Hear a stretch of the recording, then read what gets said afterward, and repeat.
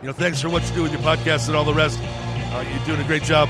Hope everybody keeps tuning in. You get a lot of good info, a lot of insights, understandings of how to get strong, how to stay strong, how to use your strength. You do a great job, dude. You make things better than they are in real life, I think. If you don't follow Massenomics, y'all do it. Social media, website, everything. Massenomics.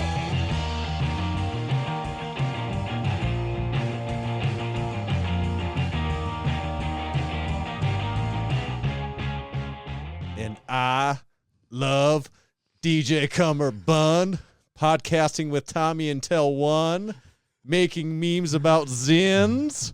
With the twins. Oh, yeah.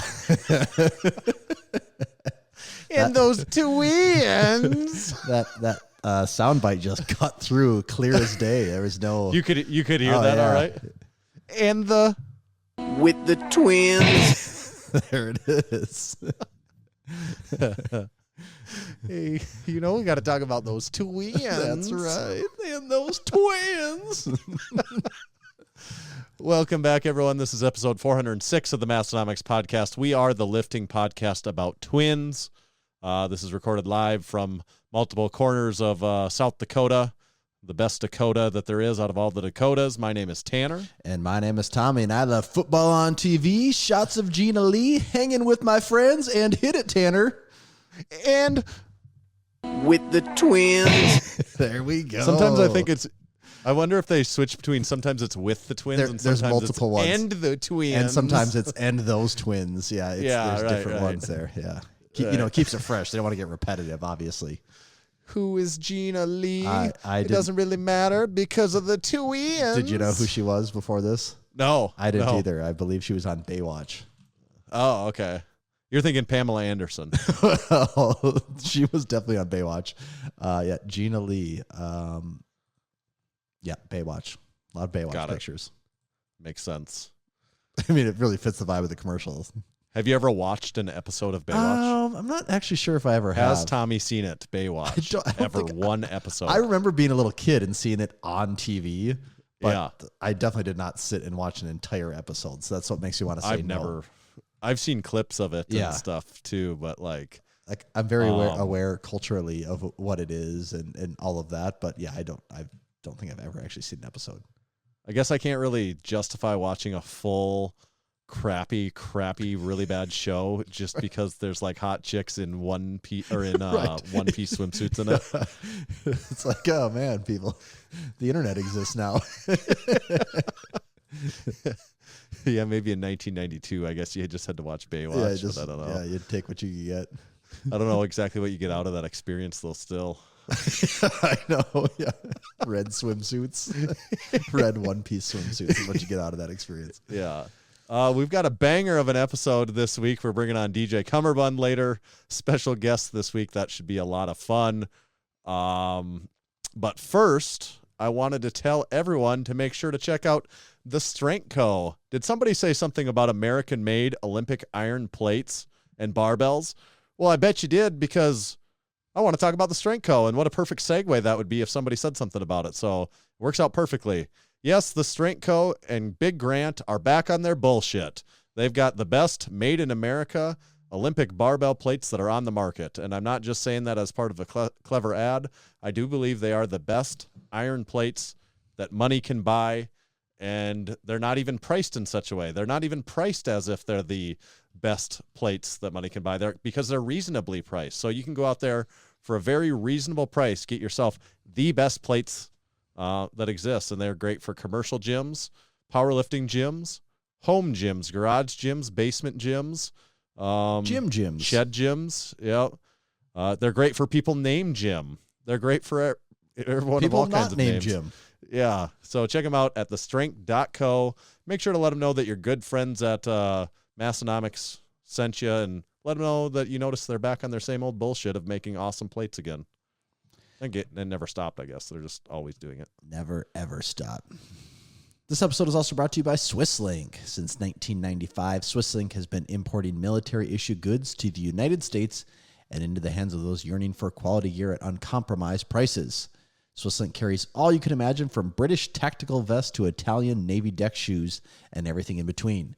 Swisslink is also home to the authentic Wavian fuel cans. They're from the same factory that's been making these so-called jerry cans for the NATO forces since 1940s. Made from a 0.9 millimeter cold-rolled steel, Wavians are the highest quality gas cans on the market. Big Mo, the big guy at Swisslink, has decided that a quality water can was needed as well. So Swisslink developed a stainless steel water can to match. It fits all your Wavian jerry can holders and is made from food grade 304 stainless steel, so you can trust it to carry drinking water.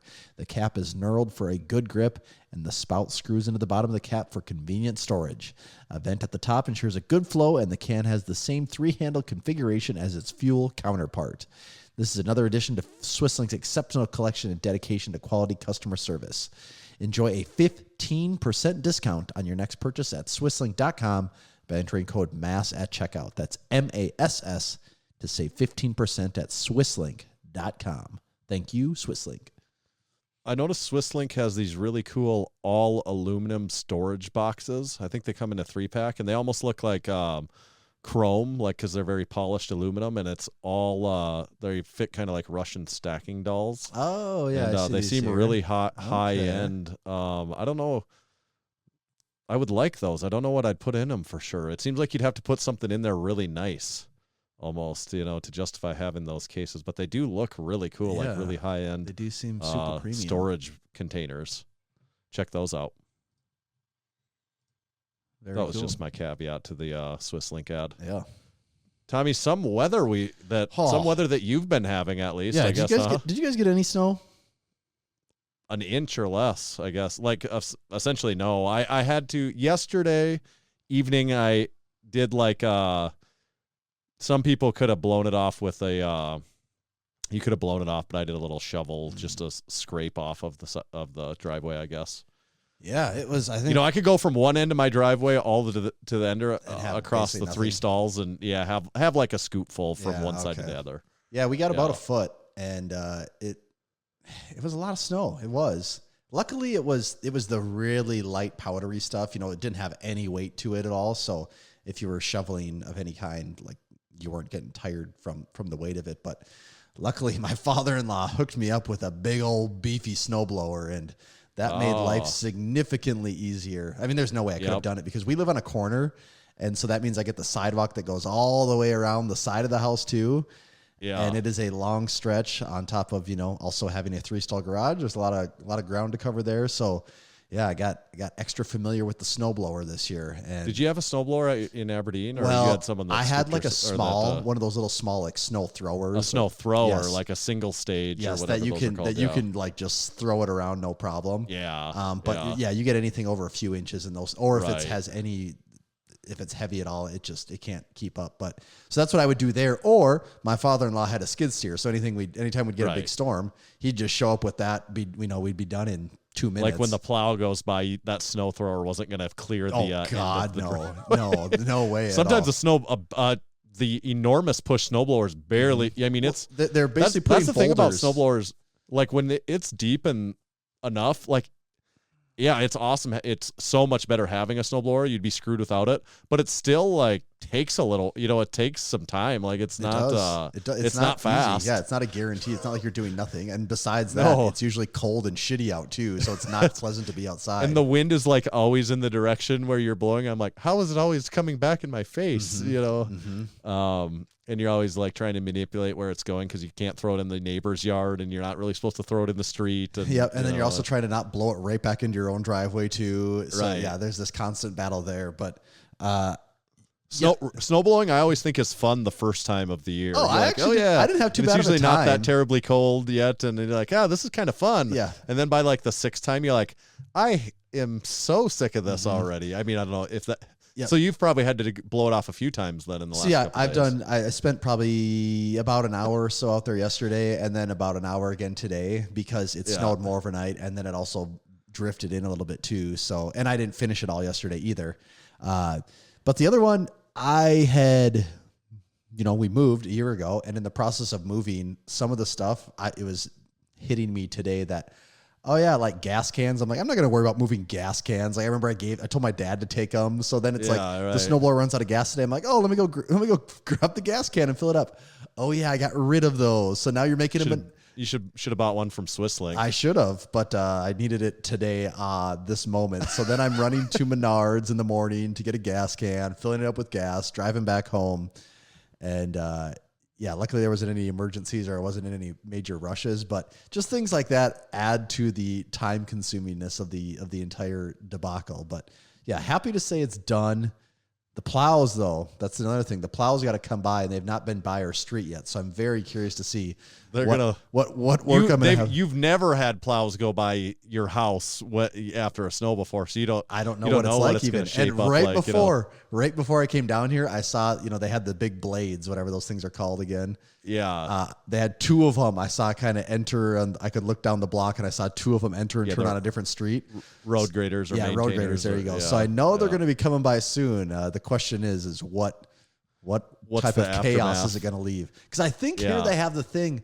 I forget what it's called, but I think is it a snow gate where it can, when it gets to a driveway, I think it can put something and it's supposed to take it down. Right. It's a snow gate. Yeah. Whether they some do it or how like effective them and it some is, people I don't know. Yeah. Like the snow gates are I don't know if you're aware of this from when you're in Aberdeen, but it's a controversial hot topic that's like some people do they even demand have that we get snow. No, they don't. I didn't think so. Yeah. But that's what some people think they should, and then everyone's like, no, they're there's two sides of that, and I don't know what the right answer is, but they don't use them in Aberdeen. Mm-hmm.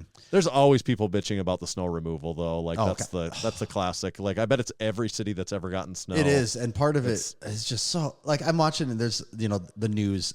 They're having a press conference with people from the city talking about the decisions they made for snow removal. And I'm like, really? Like this happens every single year, multiple times a year. Right. Why does there need to be a press conference about why you decided to start this road at this time? Like everyone knows it's just going to be shitty for like 2 days. And it's then quite the hot button issue though, isn't it? Well, that's also lets you know that some people have a lot of free time on their hands because that's the biggest concern in their life is that what is or isn't happening with their snow removal. So is there any more snow in the forecast coming soon? I don't think there is. I think it's just going to cool off because I think we're finally going to get some. Oh, it's going to be cold. Below it's zero chilly temps. coming up. It's actually been fairly cold as it this week it's gotten fairly cold, but coming up here soon it's going to be like single digits and which we haven't really seen much of that at all. So no. You guys can keep that snow down there, though. You made that joke in the Discord today. Yes, I said something about having a foot of snow, and you guys, you guys can keep that down there. And I said, haha, like you hear that so many times. No lie, an hour later, I'm on a phone call with a guy. Yeah. He was on vacation in Miami, and he goes, oh, man, when I get home, I don't want to see you pushing that my way. Like the exact same. And I'm just like, yeah, that is the joke. That works every time. People love it. Yeah. Yes. I did see a bit of important Costco news. Oh. The Costco Chicken Bake, of course, a very special place in the Massenomics community. I picked one up a week ago. Actually, I got to say, how was it? It was great. It was amazing. I had it for the road. I enjoyed it on the way out. Ate it in my car like a real savage. Yeah. Man, the deal at Costco is, and I was not aware of this. Got to give props to Big Jake when we were there. Those what is it? Protein shakes? No, those bars. What are they called? Oh, again? Pure? those, yeah. Is it Pure protein bars? Pure, yeah. That sounds right. The last time I was in there, normally those things, okay, first of all, a protein bar in a gas station is $3 to $4. Everyone knows that. They're insanely expensive. So you get the 23 pack in Costco, and it's like $20 or something like that. 23 Big Matt bucks. said $20 for 24 of them. Yes. So slightly less than $1 a piece. Very good. Last time I was in there, they were on sale for like $16 for the whole box. That is, you couldn't afford not to buy them. I actually thought about buying two, but I'm like, if I buy two, I'm just going to eat actually that many more of them, and I don't need to do that. So I got one. You don't need your full meal plan to just. I don't need to be eating 2 to 3 of those a day. One, I feel like is enough protein bars to be consuming a day. But that is a deal, though. That is cheap for protein bars. They're almost giving them away. Damn near. Oh, the Costco news, though. Yes. I forgot what brought me to this. So are you ready for this? Costco might be calling crumble cookies out with a new giant double chocolate chunk cookie in the food court. New food court item for $2.49. Oh. How much does the crumble cookie cost? Somebody fact check that. Probably like 4-ish. Yeah. So for $2.49, a giant double chocolate chunk cookie. These are rolling out nationwide and are ginormous cookies at 750 calories. Oh, yeah. About the same as a crumbled chocolate that's right chip about cookie. crumble too. Yeah, they're made with all butter and a mix of bittersweet and semi-sweet chocolate chunks. Good news for cookie lovers is bad news for churro lovers, though, as Costco has removed the churro from the food court to make way for these new cookies. Can't imagine anyone's going to be sad about the churro. I don't know. We've actually had the churro before. Yeah. I mean, I can see how people like it, but that's just not But it's very not high on my list remarkable, of enjoyable yeah. things. I would pick the cookie all day over a churro Yeah. for sure. Yeah. So are you going to try the new Costco double chunk chocolate cookie, or are you just sad that churros are gone? No, I'll try it for sure when I'm in there. That's Especially actually how this article ended, so I just read the question. I kind of assumed the way you're phrasing that you weren't just asking me, but yeah, anything it's under $5, I got to try that the next time. It pairs. You get your calories for the day. A chicken bacon and churro, you're set. Yeah, crumble cookie could be crumbling in the wake of this one. Those things are also popping up everywhere. There's another one. There's two in town. There's one not too far from my house. I don't know shit about it. I've never been to one, so I just want to give my hot take on it. And I don't know anything about the business model, but I'm assuming that's a store you can open with like very little capital outlay, like that it doesn't cost jack shit relative to start it. It's like starting a Subway. I don't know what the cost is to start that franchise, but I think Subway is like, I've seen a map of all the fast food chains and how many there are nationwide. And it's staggering how many more Subways there are than any other ones. I could be wrong here, but I think also what Subway does is I believe their owners are super, like, the free market sorts itself out, so they will let you put Subways anywhere. Yeah, like you can put a Subway, I'm going to open a Subway right next to your Subway. And they can do that, where I think a lot of other Subway ones have franchising I'm going to eat rules. so much fresher than you. Right, yes. It's like, well, yeah, that's why. And then also they got to be cheaper too. That's why you see 10 of them in a town. And that was my point about crumble cookie, though. It's probably like a froyo. I don't know that, but I'm just guessing. Yeah, I would assume. Outlay. But small square footprint. The one minimal equipment. The one, I've only been in one of them here, and it's the one by the mall. So they're getting, I would assume rent is insanely high there, like in front of the mall. Probably very expensive. They also get tons of foot traffic in there too, because that's where everyone goes when they come to town. But the place was a little bigger. You know, they don't have to worry much about tables, but the place was a little bigger inside than I would have guessed. And they had like 10 people working. There was a lot. So yeah, I don't know. Just making cookies, huh? But also, God, their margins on cookies have to be insane. You know, a dozen cookies. What's that cost to make? $1? Well, that cookie that they sell for $4.50. Well, yeah. What do you think of one cookie costs? Like under like tens of cents, right? It has to be, especially at the rate they're buying stuff at. It's got to be so cheap. Yeah. Right. So it's probably like 10% of their sale price, if that. Mm-hmm. Okay. That's our cookie lesson. I really thought when I saw cookies on the to-do list, and I saw that on there. I thought, I wonder what Tanner could be talking about with cookies.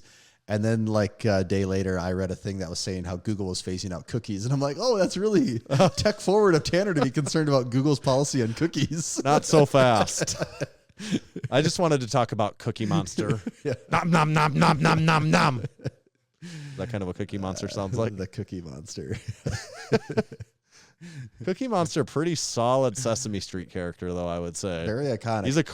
He's a cornerstone Sesame Street character. Also, though, a lot of Sesame Street characters are pretty iconic. They really did a pretty good job with that. For who do you think furry guys with big eyes on their head? They did that. Good. Who do you think is the Mount Rushmore of who's your since we play the Mount Rushmore game now? Who's your Mount Rushmore of Sesame Street characters? Okay. I can already think of mine. Big Bird has to be on there. Elmo Big Bird has is to be obviously on it.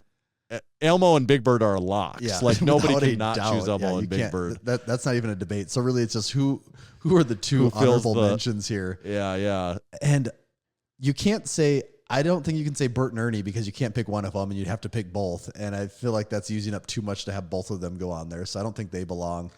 Cookie Monster is pretty damn iconic. And the Count is pretty iconic too. I I don't think Grover. What about Oscar the Grouch? Oscar the Grouch too? Yeah, I was gonna say Grover the blue one. I don't think Grover belongs. Grover is not on my Mount Rushmore. I know No. that for sure. I would put the Count, Oscar the Grouch, and Cookie Monster all ahead of Grover. Yeah, I don't think Grover's the like a Count- poor man's Blue Elmo. To Yeah, me. I don't even. yes, What does Grover yes. bring to the table? blueness. I think Oscar the Grouch and Cookie Monster I'd put ahead of the Count. I think. Ahead of the Count. I like the Count a lot though, Yeah. and I like Bert and Ernie. Do you think Bert and Ernie are heterosexual or homosexual? I don't know enough about their tendencies and their Yeah. habits to really make a decision on that yet. We don't watch a ton of Sesame Street here, so I'm not the most knowledgeable. Yeah. I mean, not that there's anything wrong with that. I just out of curiosity. Just, what yeah, their just wanted to get preferences a are. feel for what people are into here. Yeah. So just to touch back on it, if we could agree, we obviously Big Bird, obviously Elmo, and then we're kind of saying Oscar the Grouch and Cookie Monster. I think so. I think so too. Yeah, I don't know. I think you could make a case for Count, but I wouldn't put him on there. He's almost like too much of a side that's what I segment. feel like. You don't see him enough. Bert and Ernie and Count are both side segments, really, to me. Yeah, actually, the bigger debate. Really good ones. They carry their weight. They You know, do. they The bigger debate is who's probably is the biggest star. Is it Bert? Or sorry, is it Big Bird or is it Elmo? is it Big Bird or is it Elmo?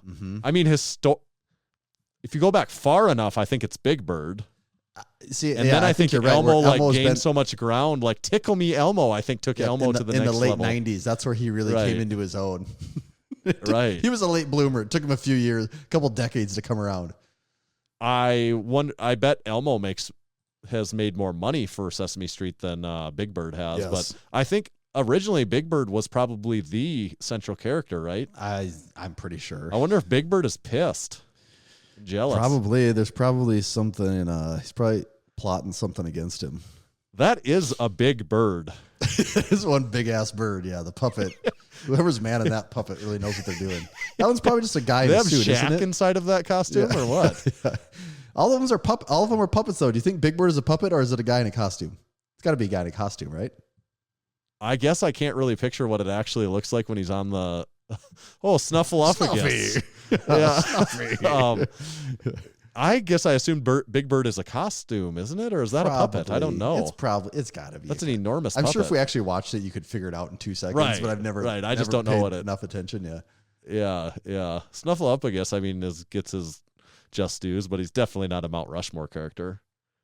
What about the random people that lived on the street that were real people? Yeah. Yeah. Just the extras, you know. Yeah. All right, that's good.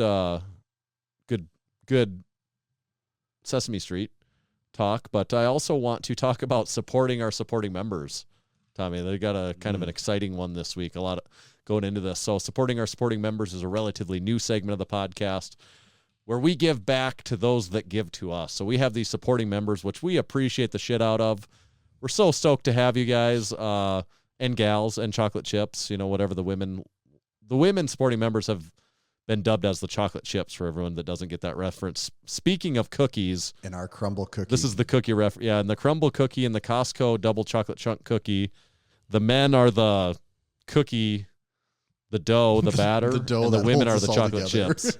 Yeah, and the women are the chocolate chips because they're fewer in numbers, but they're still But oh they're so maybe sweet. even more important. Yeah. they're semi-sweet at least. So we give back to all of them each week. Well, we give back to them in a number of ways. Like number one is you get access to our exclusive online Discord community. That's the only way you get on there. A group of super positive, like-minded people that are just having fun. They're having fun and also talking like real training stuff quite a bit too.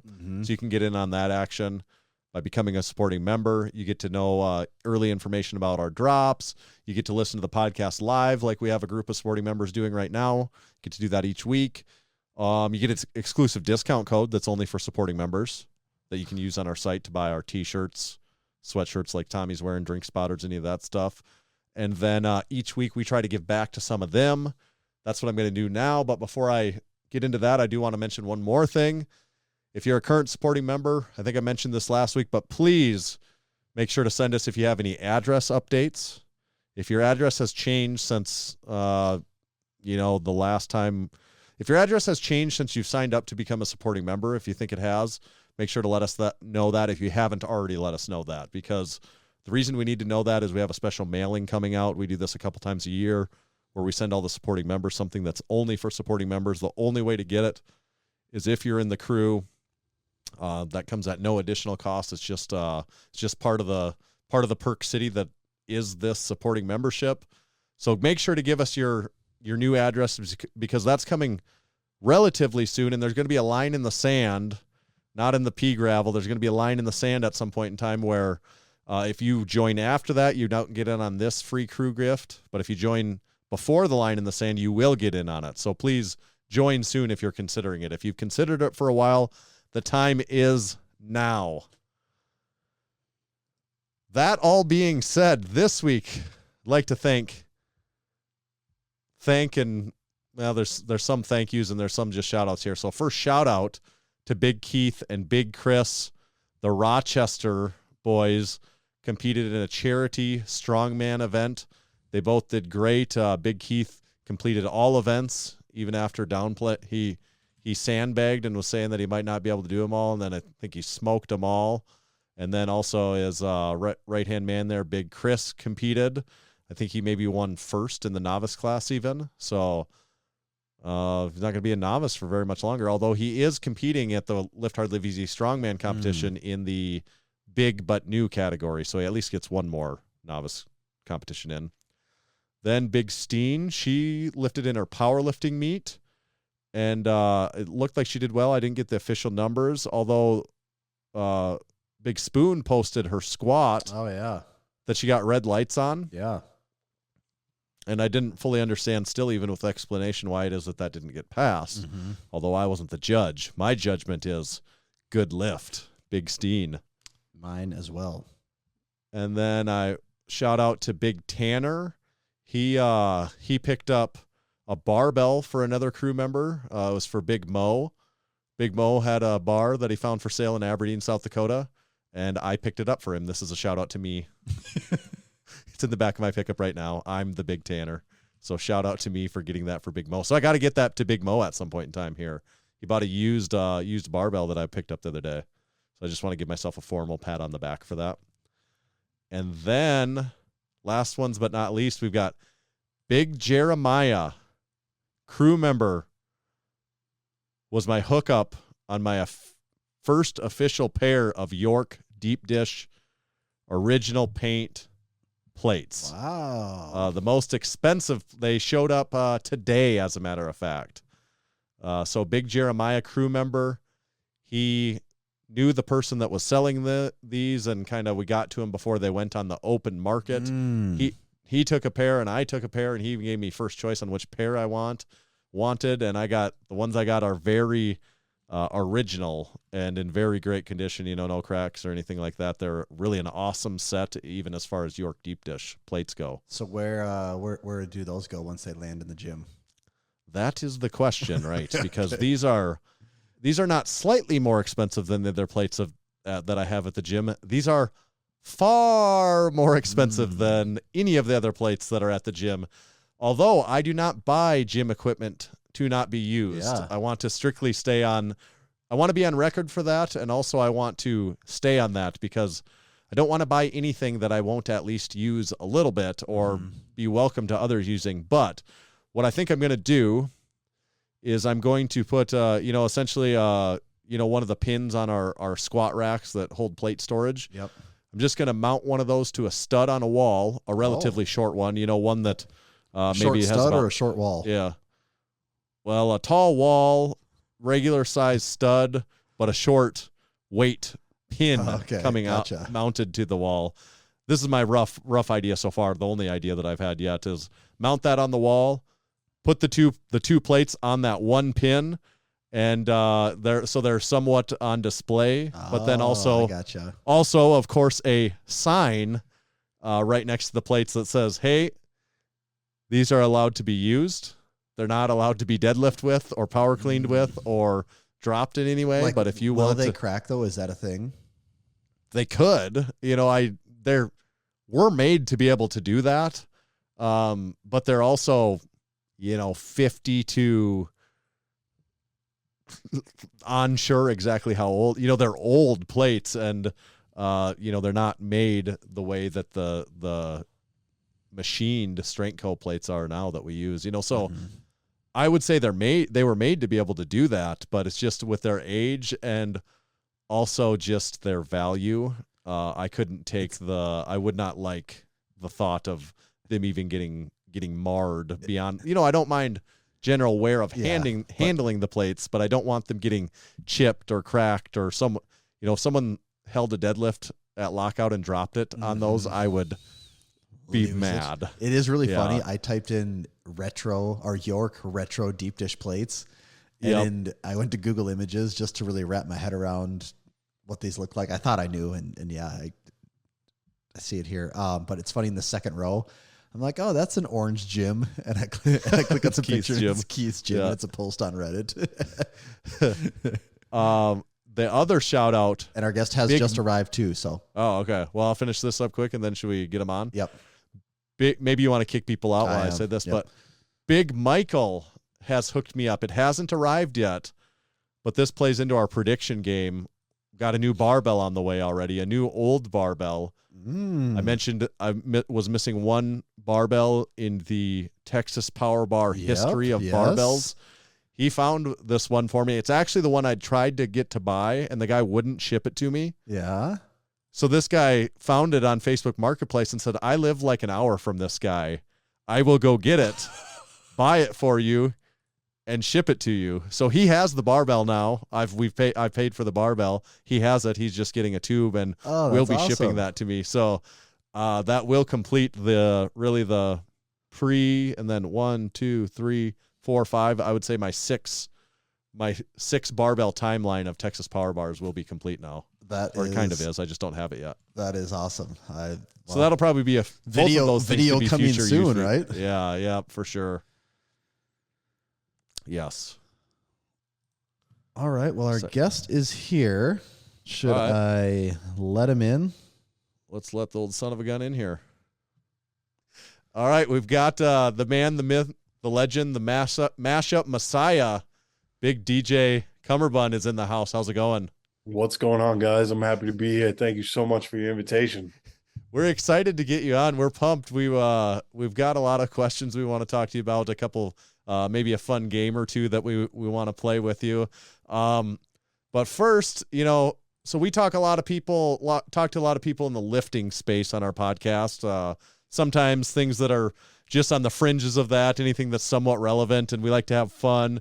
And over the years, we've listened to a lot of your stuff, and its relevance to us is, you take a lot of this music that is so typically like these gym anthems that a lot of people listen to, that we talk about, we have fun with. Some are ironically funny, some are just fun, and this huge variety, and you take them and you take them to the next level. So we feel like you're dealing on a space that's like right next to us in that way. Well, I appreciate that. I just try and take, something that doesn't quite belong here and make it something that fits perfect. You know what I mean? So what would your explanation, if you ran into someone on an elevator would be the thing people say. And, you said, yeah, I'm DJ Cummerbund, and they'd say, well, what do you do? And how would you explain that, what it is you do? I would smack them in the face and say, if you don't know who I am, get out. No, I'm just kidding. You can't afford it. Yeah. You can't afford it. To be honest with you, when people ask me what I do, I kind of just tell them I'm a mashup DJ. I kind of take things that don't belong together and make a completely new song out of it and stuff, completely separate genres that should not go together at all. And I make it something beautiful. Or at least I try to anyway. Yeah. No, I think you totally do that. And I'm trying to think back, Tanner, your origin story is probably pretty similar to mine. I think the first time I heard any of your songs was probably about 2020. And it seemed like we get to this point where I'd be drinking beer with my brother, we'd be hanging around, and eventually you start, you got the music playing, whatever. And eventually YouTube comes up, and you're like hearing a song, it's in the background, you're not paying attention, and it's like, oh, it's familiar. And then it's all of a sudden, like, you're kind of doing a double take, like, wait, something's not right here. And the song he would always play, it'd always be Shakula and Earth, Wind, and Aussies. And those two all the time. He'd love to play those. And we just knew at a certain point we we're going to hear those songs, and we thought it was hilarious every single time. But the moment where it really struck us, Tanner, you were there that night. Yeah, this is it. He was having a sure. fairly small party. We had, I don't know, maybe 10, 15 guys there, and we're at his house. And like always, Shakula, Earth, Wind, and Aussies come on. You know, we're going through some of the other songs. The Next Sickness comes on. And then what really just caught us totally off guard was Pants Feet. And it's like, you know, when you're like with your buddies and you're kind of like giddy and giggly and like everything's making you laugh. And, you know, we're laughing at all the songs, and like Pants Feet comes on. I'm like, oh, funny. He's doing a Nickelback one. And like it kept going and going. And like my friend Brian was there, and I thought you broke something in his brain because he was like having a breakdown. He couldn't stop laughing at Pants Feet. And yeah, by the time it was done, like we were laughing so hard, we didn't know what just happened to us. It was a magical moment. That Pants Feet took a lot of time, and I consider it one of my masterpieces. Yeah. I remember putting it together, and I'm going, this is so stupid. Why am I doing this? Why am I spending so much time? And it just came together so nicely. And it was funny because I think it was maybe a month and a half after it came out. I was listening to some interview.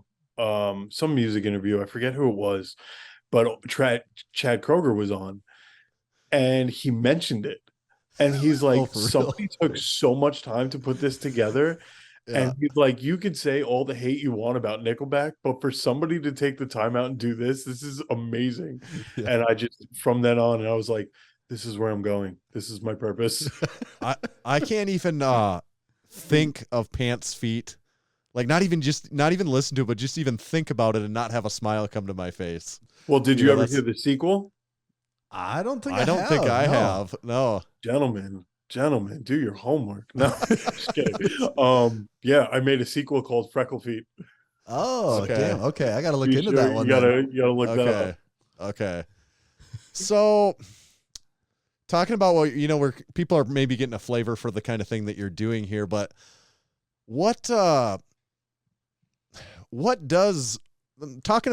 could you give us any insight into the process of how you do this, or maybe where some of your inspiration comes from? Either of those things.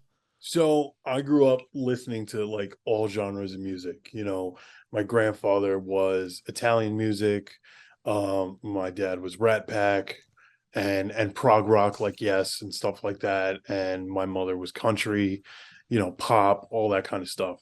So really with that, and then over time, like my brain started to like, I used to get headaches and stuff and couldn't figure out why or anything like that. And then when I started doing this, the headaches seemed to subside. Now I know that sounds weird, but it was like an outlet for my brain, like overloading, and it just seemed to come together. The correlation between, I guess, I don't know if you call it brain damage or anything like that. And having an outlet, and this is my outlet, and this is what I do.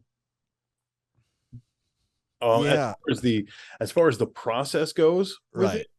The process is kind of just, there's two different processes. One is kind of just sitting like in the middle of a forest and just listening and just, you know, processing my own thoughts. And then the other side of it is when I have lists of different keys and music, you know, what's in what key, and, you know, time signatures and BPM, all that kind of stuff. And it because when something falls apart and it just won't go together the way I want it to, it just drives me insane.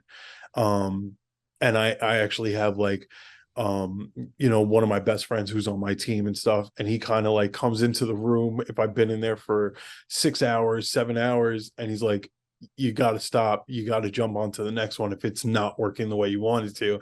And he kind of centers me out. So correct me if I'm wrong here, but when you listen to these, especially if you don't know how it goes at all, the uninformed or uneducated person might just say, well, like, oh yeah, he just takes these vocals and he just drops it on this beat from this song and like the song's done. But there's way more to it than that, right? I wish it was like that. Yeah. I'll be Well, honest, if it was like that, it some wouldn't be songs- cool. It wouldn't be unique, and it wouldn't be what it is. You know, Not like wrong, But obviously. I think some people could think that because it seems so effortless. Like when you listen to it, it just sounds so good, and it's like, well, it works because these songs naturally go together. But that's not really the case. Well, thank you, because that speaks volumes on what I could do. Yeah. But to be honest with you, actually, Earth, Wind, and Ozzy's came together that way. Did it it? was almost laying one on top of the other and just moving stuff ever so slightly, Mhm. you know, and that came together like that. But most things, it's even though it's in the same key, it's not in the same BPM, so you're slowing things down, speeding things up, ripping things out, putting in custom vocals, and trying to get gold out of silver, you know what I mean? Mhm. So it's not that easy to do, and yes, it does take time. Like I've had certain ones that have taken me a month, 2 months to complete, and then I've had ones that have only taken me 2 hours, Yeah. you know. That's So- kind of the creative process, right? It's sometimes it's just there. You catch lightning in a bottle, and other times you got to really work for it. Exactly right. Exactly. Are you about are you somewhere in your 30s age wise? I just wonder, because a lot of the stuff culturally that you use just seems like so relevant to, because I'm just about 37. Tommy, what are you, 35? 34. And it just, I can't even describe. It's just all the nuanced stuff that just seems so relevant to people of maybe about our age. I don't know. I'm only 17. It No, came out with you're this 100% right. Yeah. I'm in my 30s. Yeah. And like I said, I've been listening to all genres of music all throughout the late 80s, late 80s through the 90s, early 2000s. I try and stay as relevant as possible. If something's like really taking off, I'm like, all right, I got to work with this song some which way. Because that's what pretty much all influencers do. They try and stay relevant to hit on the most, pop culture topic at the time. But then I have the times that I'm just like, I don't care. I'm gonna put this out and see what happens. Maybe coincidentally, or I don't know what you call it, but there's a great resurgence right now, almost, of what you're dealing in anyways. Like when you say like late 90s, early 2000s, like that whole genre, everything from that era seems like it's really catching another wave here. Oh, you want to know why? Because today's music kind of sucks. I mean, we can all agree on that. Come on. We have a classic, but it's not good. We have a classic take that we all we dove deep into this one time, where any genre, and you're very into a lot of different genres, so maybe it'd be funny your take on this, but anyone that's not into a certain genre of music, the classic statement that, whether it's someone that doesn't like country music, or someone that doesn't like R&B music, or someone that doesn't like butt rock, or whatever or it is, metal, you say, or whatever it is, anything, you can apply it to anything. Someone that doesn't like those says it all sounds the same to me. That's a universal statement that people will apply to any genre that they don't like. They'll say, it kind of all sounds the same to me. 100%. That is just, no question there. It's just anecdotal. Like I feel, yeah. No, you're 100% right. When somebody doesn't like something, especially when you have the parents that are our age and stuff like that listening to their kids are listening to, you're like, well, why does this all sound like mashed potatoes being thrown against the floor? Like, yes. What's hard, because I don't know if you do everything in music video form or not, but you certainly do music videos too. Mm-hmm. So what's actually harder to mash up, the audio or the video? Ooh, because the videos are, what I would say if someone listening to this have a lot going on too. Like they're offering another level to the song. You need to actually watch the videos on some of these too to really appreciate it and be like, wow, how, like, the audio is pretty seamless, but like, how does the video look like that when I'm watching this? Well, to be honest, the audio is what takes them more time. Okay. Sure. And then once you have the audio, you kind of, at least for me, when I'm putting together a song, like I'll have the videos playing, so that way when I splice in a certain spot, right? I'll know where I want to pull the piece at the timestamp of the video. So the video most of the time doesn't take as long. Okay. But like even Pants Feet, okay, I got to admit, I don't have the entire Nickelback music video history down, but like that one, were you pulling live concert footage too, or was that like part of the music video for those songs? No, there was live concert. Okay. So you're like pulling from multiple sources on some of these ones too then. Mm-hmm. Gotcha. Okay. Okay. Yeah, you have to. You can't, if you did it with just music videos, like just the official videos for each song, it would be boring. Right. You have to throw other stuff in there, you know? Mm-hmm.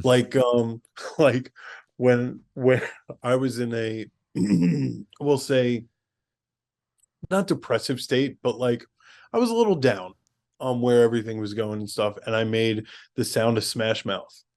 And I literally pulled that's good. every sad scene I could think of to throw in that music video, like Gandalf, Mufasa. I threw it all in there.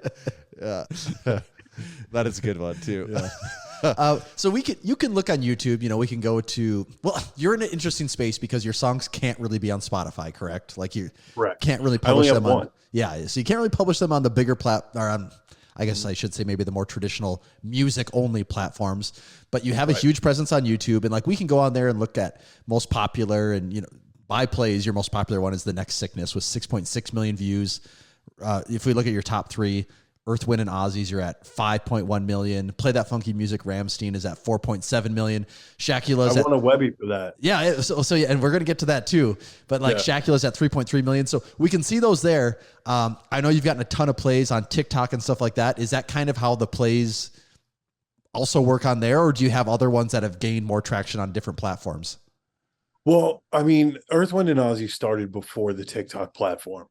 You know, so that came out before it, and it got a lot of plays. Like it even went on to it was an entrance theme for a morning news show, I think, in Chicago at one point. Yeah. And then I can't even hear September anymore without hearing all aboard. Like I can't. And then but now I would say the views are mainly driven from TikTok. You put a little snippet on TikTok, and then, you know, sometimes I don't even do a full version. I'll just like the TikTok is enough. Yeah, you just need the clip to. Right. And now that YouTube has the shorts, I'm like, okay, I'll just upload both. And then but when I do a full video and a full version, you know, I'll put that on TikTok. Hey, check out the full version on YouTube.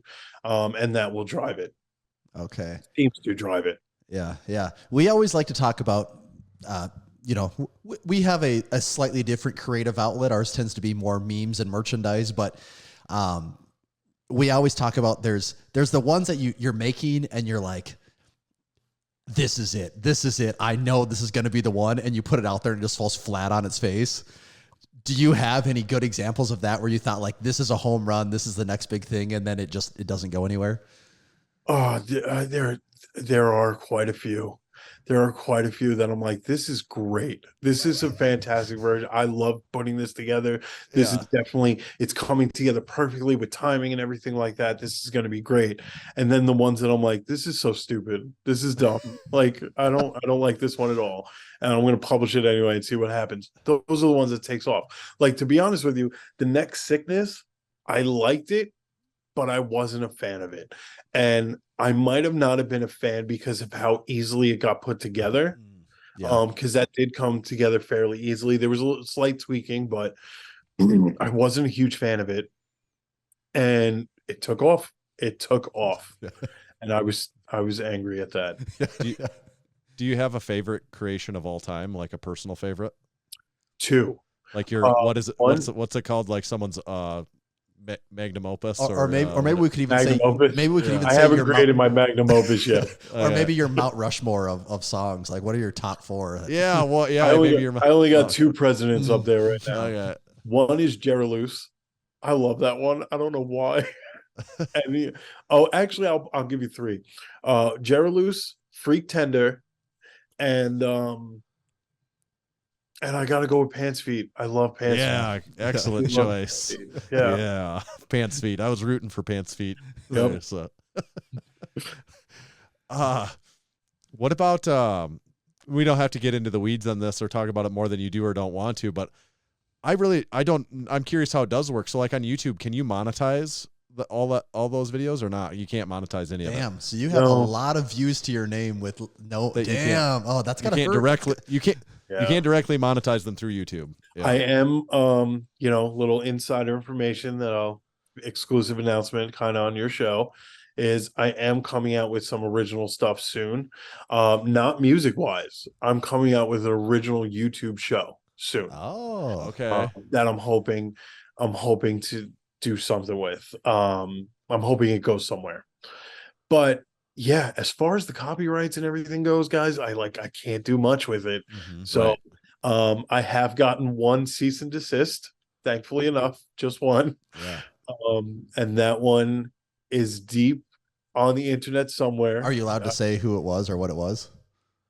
I'm just gonna say it was one of the members of the Devil Wop Down to Georgia. Okay. I will not say which one, but Okay. it was one of them. May he rest in peace. So with that, I forgot where I was going with this. The copyrights and Oh yeah. So with the copyright and everything, it's very illegal and very hard for me to do. so And meanwhile, which is silly because you have artists nowadays that see the value in this. oh yeah. Have the Right. publishing companies now. Don't get me wrong. I'm working with record labels. I'm working with publishing companies and stuff like that. They're kind enough to reach out to me and say, hey, we know you. Let's do this together. But with that, the artists are starting to put out their instrumentals, their studio acapella tracks and stuff like that. So they see the value in it. They just don't want to take away the copyright. Well, and you're doing what all these, I mean, you're like throwing them a bone here. Like all of them are trying to make their songs go viral on TikTok, and you're literally pushing their songs to go viral on TikTok. I mean, granted, it's a slightly chopped and screwed version of it, but still, like they're hearing their riffs and their vocals and stuff are getting out there in ways that never would have before. Well, I got to be honest. That's how the relationship between me and the B-52s kicked off. I released Shrek Sikula, and they heard it. They loved it. They loved the promotional aspect of it. We started talking. We kept in touch, and then they were like, "Hey, let's try and put a version on Spotify." And I said, "Okay." So obviously their camp said no problem, use whatever you need of ours. We had to get permission from Britney Spears's camp. We got that. Unfortunately, the version on Spotify is a little different than the one on YouTube because Mr. Zombie said no, or at least his camp did. I can't say if he did or not. Rob. Ooh, Rob.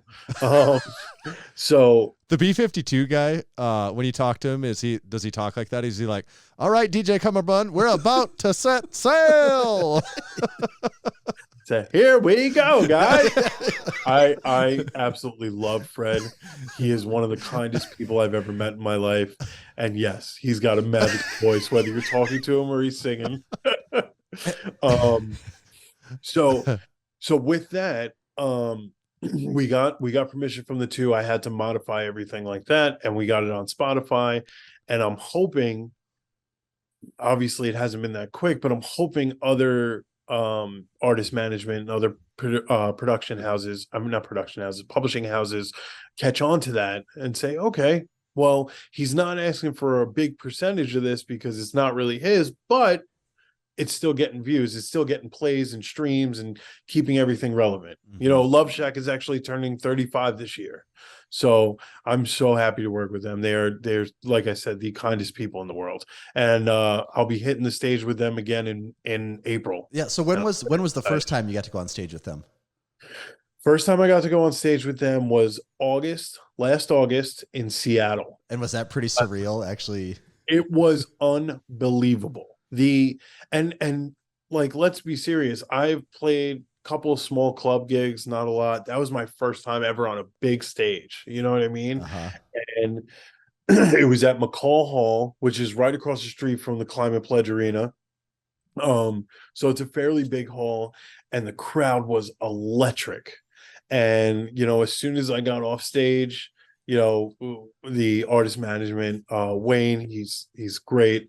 Came up to me, shook my hand, and said, "Welcome to the tour." And then a month later, we're hitting Boston, DC, Connecticut, and going all around the country. And it's just been an amazing experience. Yeah, that's really cool. That is cool. Oh, is there any artists that you're kind of itching to use in a matchup that you haven't yet for any reason? Anyone that's really on your radar that you're like, I'd love to get my hands on that, but I just haven't done it yet. Surprisingly, and this is kind of come out of left field, Selena. I've been, for some reason, just been like on a little kick with her, and I'm like, I think I can use her. And there's a few things I'm working on that I'm really hoping, knock on wood, come together pretty well. She is one person for being having some worldwide appeal. I just know so little about her music. I've never really listened to it, so you can be my introduction to it. Movie. Yeah, that'd be a good start, I suppose. Yeah. Yeah, she put out some amazing pop hits that resonated with people, whether they were in Spanish or American. It really didn't matter. She just had that charisma about her, and I've always wanted to use her music, because whether it be the instrumental or the vocals, I've always wanted to use her music, and finally I think it's finally coming together. Hopefully, we'll see. I was just thinking about this. We saw it with Steamboat Willie here this last month, where that came up. What's the rule on music intellectual property? What's the timeline before something becomes public use? Do you know what the rules are on that? I don't. Okay. Yeah. I just wondered, is like, does Elvis's or the Beatles stuff, like at a certain point, does it get old enough that, no, because it was bought up by a publishing house. Okay. So I think, because when Michael Jackson bought it, he bought it, what was it? The late 80s, early 90s, I think. And then it was funny because he was told to buy publishing rights by Paul McCartney. So that started the little feud about them two, about they were in the studio making that song together. I think it was called Yeah, Yeah, Yeah, or Cry, Cry, Cry. I forget what it was. And Paul McCartney gave him advice and said, if you really want nice residuals, he's like, buy publishing rights to music. Like that's how because wasn't it like Apple Publishing or something that had all the Beatles? Right? Yeah, that's right. Okay. Mm-hmm. And then he bought it from them when they went up for sale. And then Paul McCartney just bought them back when he passed away in 2001. So I'm not sure like how that would work. Interesting. I mean, 2001. When did he pass away? 2000. Yeah, something like 9 or 10. So yeah, somewhere in there. Yeah. When on your mashups, you're using a lot of, you're taking a lot of pieces, but there's also pieces in there that it seems like it's original, that it didn't, you weren't able to pull it from something. So what, do you play multiple instruments yourself and do vocals yourself? And how's that part of it work? Yeah. So when I can't get a clean version or I need to tweak something so it fits right, yeah, I will develop it and play it myself. Or if I have to hit high notes in something, I have a couple of people who I tag in and say, hey, I need you to sing and stuff like that, and I'll create custom vocals. Sometimes I have had the pleasure of getting the artist to do it themselves. Oh, damn. That's the connection right there. So, okay. So like what instruments do you know how to play then? The keyboard, I know how to play the keyboard. I know how to play the guitar, drums, a synthesizer, a theremin. Theremins are fun. Yeah. They're so weird. How does one go about learning the theremin? What's the... I just started playing with it. My buddy had one, and I was like, I'm going to take this for a little while. And he's like, I use that. I'm like, no, I'm going to take this. And yeah, I just started playing with the frequencies and the hands and where you got to move them. And I used a piece of corn once, That was an ode to an old high school band that I used to watch Corn. called Vomit. No. Called Clown Vomit. There was a guy on stage, he was dressed as I think a Pikachu, or he was either in a Pikachu or in a dress sometimes, and he used to take a piece of corn and just do that to the frequencies and stuff, and I was just like, I'm gonna do this. so yeah, it's the theremin was fun to play with. Yeah. You mentioned I don't know if you're actually there or not, but you mentioned to me at one point in time that you could be potentially recording this from your sensei's dojo. Are you in the dojo right now or not? I am. He's upstairs, down here. Okay. I'm downstairs. All right. I was gonna go in his garage and like where I actually do stuff and perform, but it is crazy rain and wind out here. So yeah, it did not sound well. So do you do Taekwondo then? Mm-hmm. And okay. And then what about oh, go ahead. That's a strong word. Okay. Taekwondo.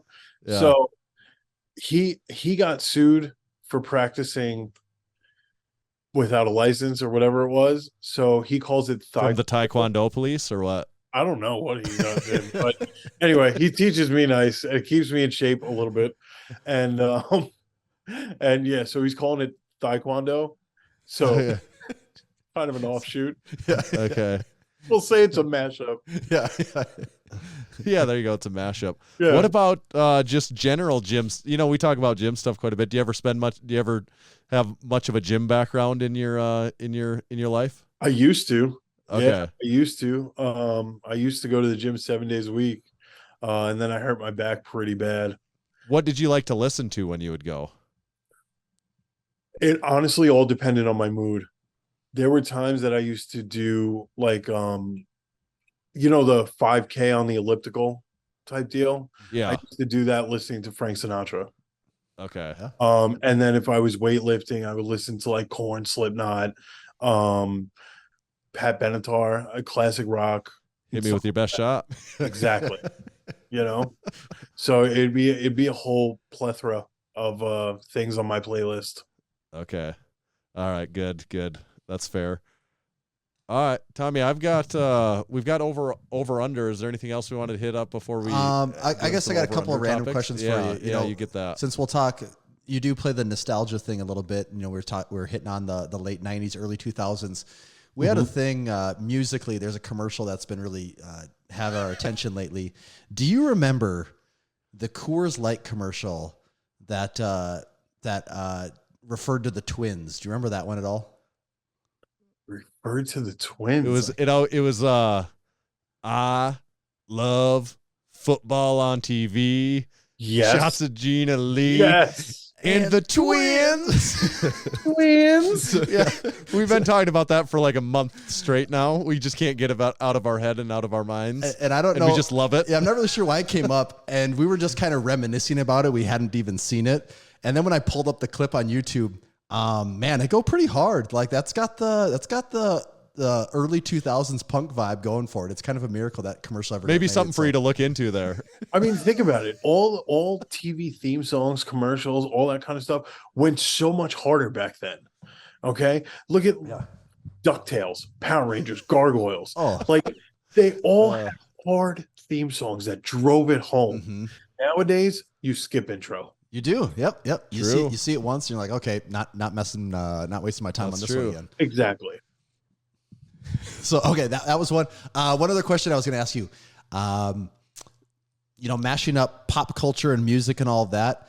Historically, a place that really did that well, I thought, was movie soundtracks. And that has become a dying art or something that doesn't exist anymore. Was there ever any movie soundtracks or anything that really stuck out to you? And that could have been an original score for the movie, or it could have been the American Pie thing where they brought in all these pop punk bands to just play songs. Was there any movie soundtracks that ever stuck out to you through the years?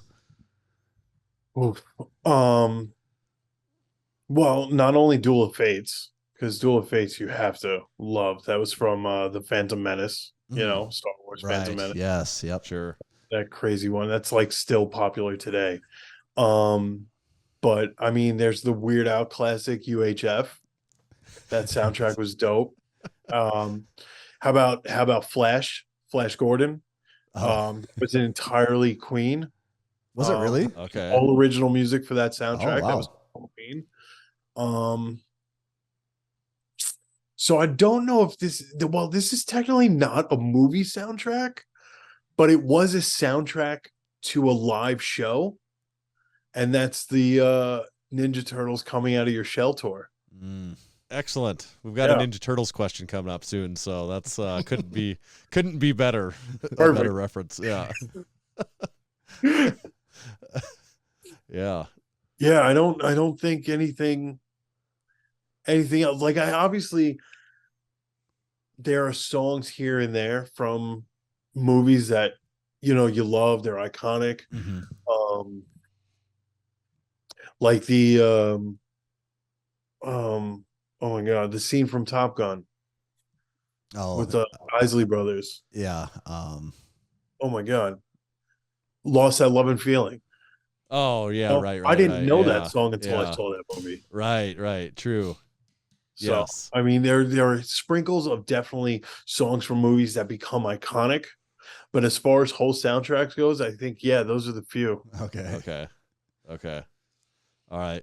Now, Tommy, do you think over under now? Yeah, take it away. Okay, so we've got the special game we play with every guest we have on the podcast. It's called Overrated Underrated. You can probably guess what it's mostly like, but the most important parts you have to remember here. We've got a special set of DJ Cummerbund topics that are handpicked for you, all for a reason. And it's just your job to decide if each one is overrated or underrated. You can elaborate on that as much or as little as you'd like to. But the most important part is you can't ride the line. You have to take a hard stance one way or another, even if you don't want to. So Getting political on me. And they're all super political and controversial, of course. So yeah. Perfect. Yeah. Okay, so first one, overrated or underrated MTV Music Awards? Underrated, because I have one. Yes. I have have one. And I want to make the most of it. So underrated. People need to contact me more because I'm a VMA winner. Yeah. So what did you win for? Shaq Sigula. Okay. Yeah. When we finally got the camps to agree to everything, and I was able to put it on Spotify, that kind of legitimized it. Yep. And then it was funny because I remember getting the email from MTV saying, hey, you've been nominated for an VMA. Da, da, da, da. I'm like, I thought it was a joke. I was like, get the fuck out of here. Oh, excuse me. Am I allowed to? Yeah, that's fine. You can swear on this. All right. I don't normally do that, but I was like, you're just really excited about your MTV Music Award, which is fair. Justified. Yeah. So I remember just going, I didn't vet you. Who vetted you? Right, to this MTV guy, and he's like, yeah, no, we're serious. I'm like, all right. And then he sent me like the whole article and stuff, and I was like, oh my god, this is legit. Yeah. So yeah, it just. So was that to notify you that you'd been nominated for one, or that okay? Yeah. And what was the category? It was called Best Audio Mashup. Okay. Right. And then they took away that category the next year. So I'm legit the only winner of VMA for Best Audio Mashup. The one and only. So you got a rare one there. The coolest part of all that was I got a message almost, I think 2 days later, a day or two later, from Trey Cool. He's the drummer from Green Day. Yep. Oh yeah. And welcome to the Moon Man Club. And he even sent me a congratulations package. Really? So was he involved with them, or he was just a fan watching and he's picked been up on? Apparently he's been a huge fan for years. And it was cool fantastic because it was amazing because I didn't even know. And then he came to see the show in Anaheim at the Honda Center.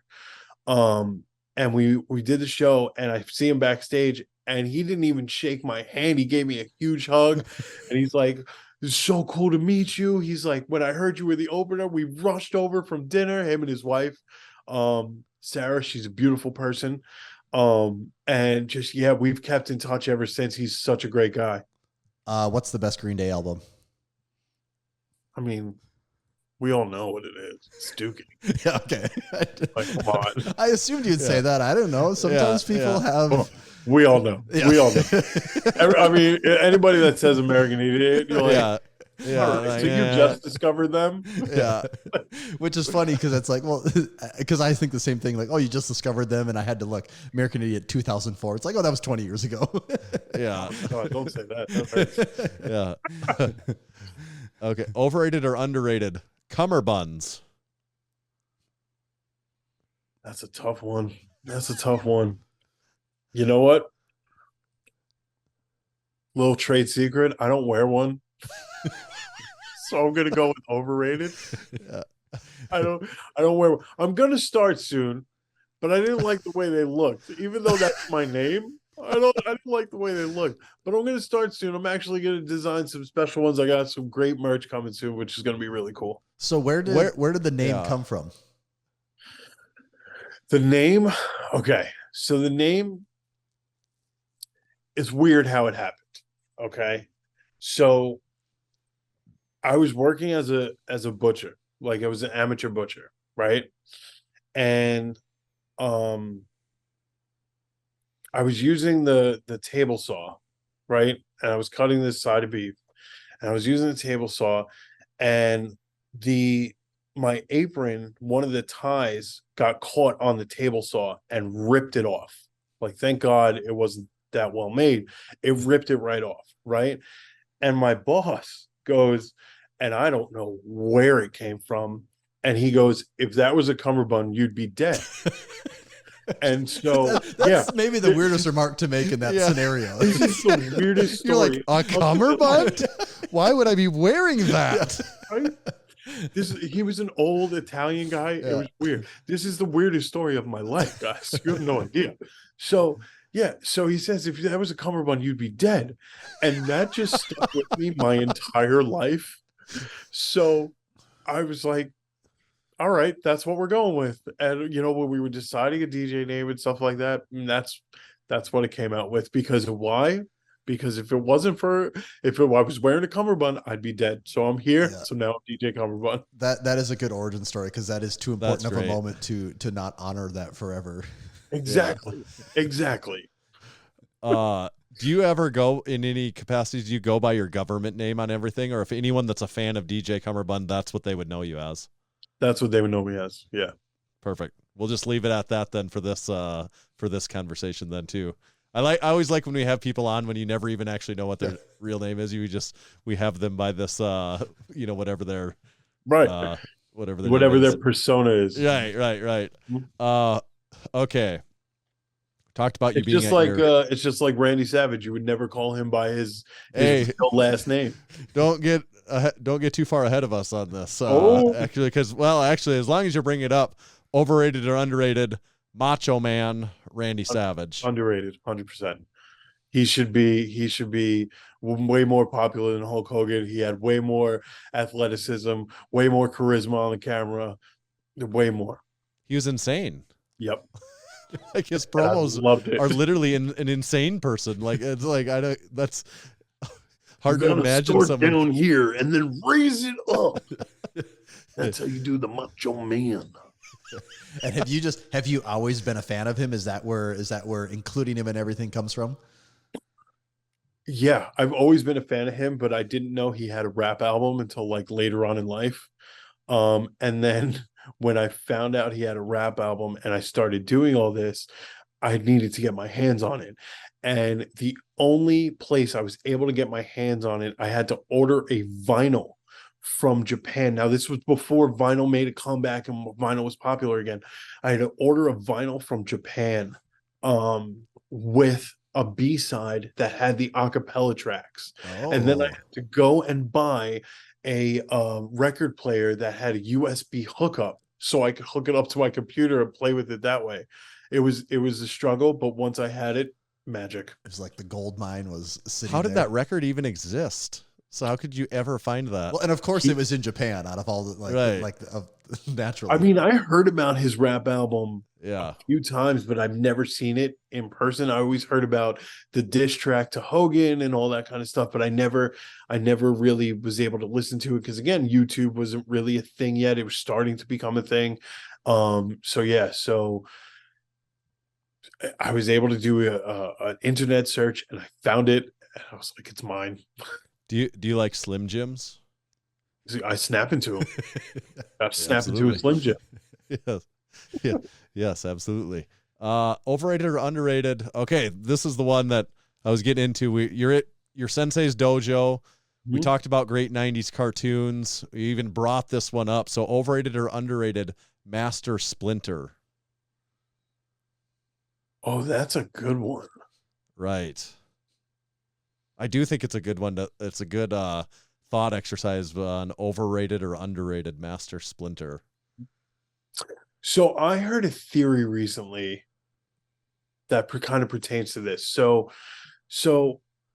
I'm going to go with underrated. Okay, because I just heard a theory recently about why he gave the certain weapons to each of the brothers. Okay. He gave Michelangelo the nunchucks because he was too chaotic and needed to control his flailing personality. Okay. He gave the sais to Raphael because he was stubborn and pig-headed. So therefore he had a blunt tip and a short throw. Right. He gave the stick to, or the staff, I should say, to Donatello because Donatello was too sharp for his own good. Right. Yes. And then so he had a blunt staff, and then he gave the swords to Leonardo because he wasn't as sharp as he could have been, hence why he was the leader. He wanted him to unlock his potential and unlock the sharpness, capability, and his intelligence. So I just heard that theory recently, so therefore I'm going with underrated. Yeah, that's that wisdom. That's good. Exactly. Did I you still think the bow staff is the worst. I'd be like, really? You gave me the stick? I'd be like, can I have one of the swords? Well, I mean, he did have all his electronics to help him out with the Sure, book. yeah, right. Yeah, right. yeah. And he was really smart. Yeah, right. Did you ever play the Turtles in Time video game on Super Nintendo? Unfortunately, yes. Oh, Yes. was that game amazing or not? Yeah. All right. It was fantastic, but it was hard as hell. Yes. Is that the Okay. one that's booked as being so hard? Yeah. I had a friend that had that, and I maybe I have rose tinted glasses on about that, but in my mind, that was one of the best Super Nintendo games ever. And I probably haven't played it in 20 years, so I'm very curious how that would hold up today. In terms of games that frustrated me more than anything, Turtle in Time is number 2. No. Sorry. Turtle in Time is number 3. Sega's The Lion King is number 2. Oh, yes, there's that one. That same friend had that game too, and I don't know if we ever made it past like the very first beginning where you're jumping up the didn't make it anywhere in that game. Yeah. Terrible. And Echo the Dolphin is number 1. Was that Dreamcast or No, that was Sega. Oh, it was. Okay. Yeah. Echo Yeah. the Dolphin. You're a dolphin. You don't know what to do. You're just shooting your sonar out at people at like stupid fish. And yeah, it was a terrible game. Never played that one. Yeah. Really good Oh, insight you'll on hurt your Master brain. Splinter though too. What was the original? The NES Ninja Turtles, was that just called Teenage Mutant Ninja Turtles? Was there a name? I to that? think so. Yeah. No, it was Yeah. just Teenage Mutant Ninja Turtles. Yeah. Good That one game, was fun too. I liked that one too. Yeah. Did you guys play the re-release of Shredder's Revenge? No, never did. It's a lot of fun, and me and my buddy beat it in, I think we did it in one session. And what's great about it is you unlock characters and then go back. They re-released the arcade style game. So it's the side scroll. Yep. Yeah. And it's fantastic because they got all the original voices to come back Nice. and do it. And yeah, it's fun. And they released it on Xbox and PlayStation. Okay. Awesome. All right. Last overrated, underrated topic. We usually save the most important for last. We kind of hinted towards this a little bit, but I also really like this as an overrated, underrated topic because it's you have to really think about the game and like what overrated and underrated each means here, I think. So overrated or underrated Nickelback.